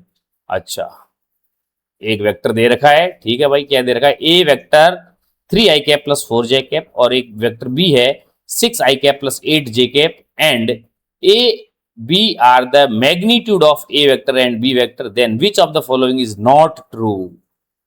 Not true. ठीक है भाई, पहले मैंने देखा भाई ए वेक्टर लिख दो 3i cap plus 4j cap, और बी वेक्टर भी लिख दो, क्या दे रखा है 6i cap plus 8j cap. पहला कह रहा है कि ए क्रॉस बी जीरो। अच्छा, ए क्रॉस बी जीरो कब होता है, जब दोनों वेक्टर क्या होते हैं, पैरेलल होते हैं। और आपको पैरेलल वेक्टर की पहचान करनी आनी चाहिए। ठीक है, देखो यहाँ पे ये 3 है, ये 4 है, ये 6 है, ये 8 है। तो यहाँ तो देखो इसको 2 से मल्टीप्लाई करो, ये आ रहा है, तो बस डायरेक्शन तो सेम हुई ना, मैग्नीट्यूड ही तो अलग आ रहा है, वो ट्वाइस आ रहा है, तो ये तो पैरेलल वेक्टर है। आप करके देखो, आप करके देखोगे तो भी आपका क्या पता चल जाएगा कि भाई ए क्रॉस बी जीरो वेक्टर आ रहा है कि नहीं आ रहा है। ठीक है, अच्छा भाई, उसके बाद में ए बी, ये तो पैरेलल है भाई। ए बी मैंने ए और बी, ए का मैग्नीट्यूड और बी का मैग्नीट्यूड का रेशियो 1/2 है, तो मैंने कहा भाई निकाल ही लो ना, इनका मैग्नीट्यूड निकालो। एक आ गया 9 प्लस 16 25 बोले तो 5, और बी आ गया 36 प्लस 84 सॉरी 64 36 प्लस 100 बोले तो 10। तो ए बाई बी तो क्या आ रहा है 5/10 बोले तो 1/2। ठीक है, मतलब ये तो ट्रू है, अपने को नॉट ट्रू जो गलत है। तो मैंने कहा ए डॉट बी निकाल लो भाई, लगे हाथ ए dot B, x1 x2 y1 y2 z1 z2 x1 x2 3 6 जा 18 3 6 जा 18 प्लस 4 8 जा 32 है कि नहीं। तो ये क्या हो गया आपका 40 और ये हो गया 50, क्या हो गया 50, लेकिन ये क्या लिखा हुआ है 48 लिखा हुआ, तो यानी ये गलत। तो ये आपका नॉट ट्रू है, और ये आप 5 निकाल चुके हैं। तो पहला भी सही था। पहला क्या है कि जब आपका एक वेक्टर ए है और उसको किसी से इंटीजर से मल्टीप्लाई करके कोई आपका दूसरा वेक्टर भी आया है, तो ये आपके क्या होंगे पैरेलल होंगे, क्योंकि सिर्फ मैग्नीट्यूड बदला है। ठीक है, तो और ये आपने निकाल लिया, तो ये आपका नॉट ट्रू है। ठीक है, आगे बढ़े, सिंपल क्वेश्चन है। चलो भाई, अगला है find the area of parallelogram whose diagonals are, ये area of parallelogram. Area of parallelogram आपको बताया अभी मैंने, एरिया ऑफ पैरेललोग्राम क्या है कि आपकी अगर दो एडजेसेंट साइड दे रखी है तो उनका क्रॉस प्रोडक्ट। ठीक है, कब, जब आपकी एक ये साइड ए और ये बी साइड दे रखी है तो इनका क्रॉस प्रोडक्ट ही क्या है, इसका पैरेललोग्राम। लेकिन अगर सेम एरिया ऑफ पैरेललोग्राम कब, जब इसके मान लो आपको डायगोनल दे रखे हो, क्या दे रखे हो डायगोनल, यानी एक डायगोनल ये वाला, एक डायगोनल ये वाला। इसको अगर मान लो D1 वेक्टर मानो और इसको D2 वेक्टर मानो, तो जब डायगोनल की बात करता है तो एरिया क्या आ जाता है, जो एरिया आ जाता है हाफ हो जाता है D1 क्रॉस D2 का मैग्नीट्यूड। क्लियर। तो कुछ नहीं, आपको दोनों दे रखे हैं डायगोनल, इनका आपको क्या निकालना है D1 क्रॉस D2 निकालना है। पहले तो क्या निकालना है D1 क्रॉस D2, और आप कैसे निकालोगे, वही IJK से मेथड से कितनी बार कर लिया, ये कितनी बार इस मेथड पे क्वेश्चन कर लिया हमने। ठीक है, और D2 क्या है 1 - 3 और ये 4 निकालोगे। ये जहां से एक वेक्टर आएगा IJK के फॉर्म में, उसका फिर आप मैग्नीट्यूड निकाल के क्या कर दोगे 2 से डिवाइड कर दोगे, तो आपके पास में क्या आ जाएगा एरिया आ जाएगा। ये आपका होमवर्क है, आप ये करके लाओगे भाई। बार बार अब एक ही क्वेश्चन में कैसे कितनी बार करूं, एक क्रॉस भी निकालना कितनी बार मैंने कर लिया। क्लियर, ये आप खुद पे घर से करोगे, आपके पास ऑप्शन पड़े हैं। ठीक है, देख लेना आप, है ना, कौन सा आपका सही बैठ रहा है। क्लियर है, चलो भाई आगे बढ़े। चलो, इसके बाद में एंड ऑफ द स्लाइड, यानी आपका लेक्चर कंप्लीट। आपने स्केलर प्रोडक्ट और क्या कर लिया, वेक्टर प्रोडक्ट कंप्लीट कर लिया। इसी के साथ हमारा जो वेक्टर चैप्टर है वो कंप्लीट हो गया भाई, बहुत बहुत बधाई हो। वेक्टर चैप्टर हमारा क्या हो गया, वेक्टर कंप्लीट हो गया। वेक्टर क्लास 11 कंप्लीट, है ना। क्वेश्चन भी खूब किए, अब आप इसकी रिवीजन करो और क्वेश्चन मिलाओ। आपके पास जो भी मॉड्यूल जो भी बुक है उनसे क्वेश्चन मिलाओ। मिलेंगे नेक्स्ट क्लास में, नेक्स्ट वीडियो में हमारे बेसिक मैथमेटिक्स से किसी और चैप्टर, नए चैप्टर के साथ में। तब तक ख्याल रखें, take care, bye bye, Tata.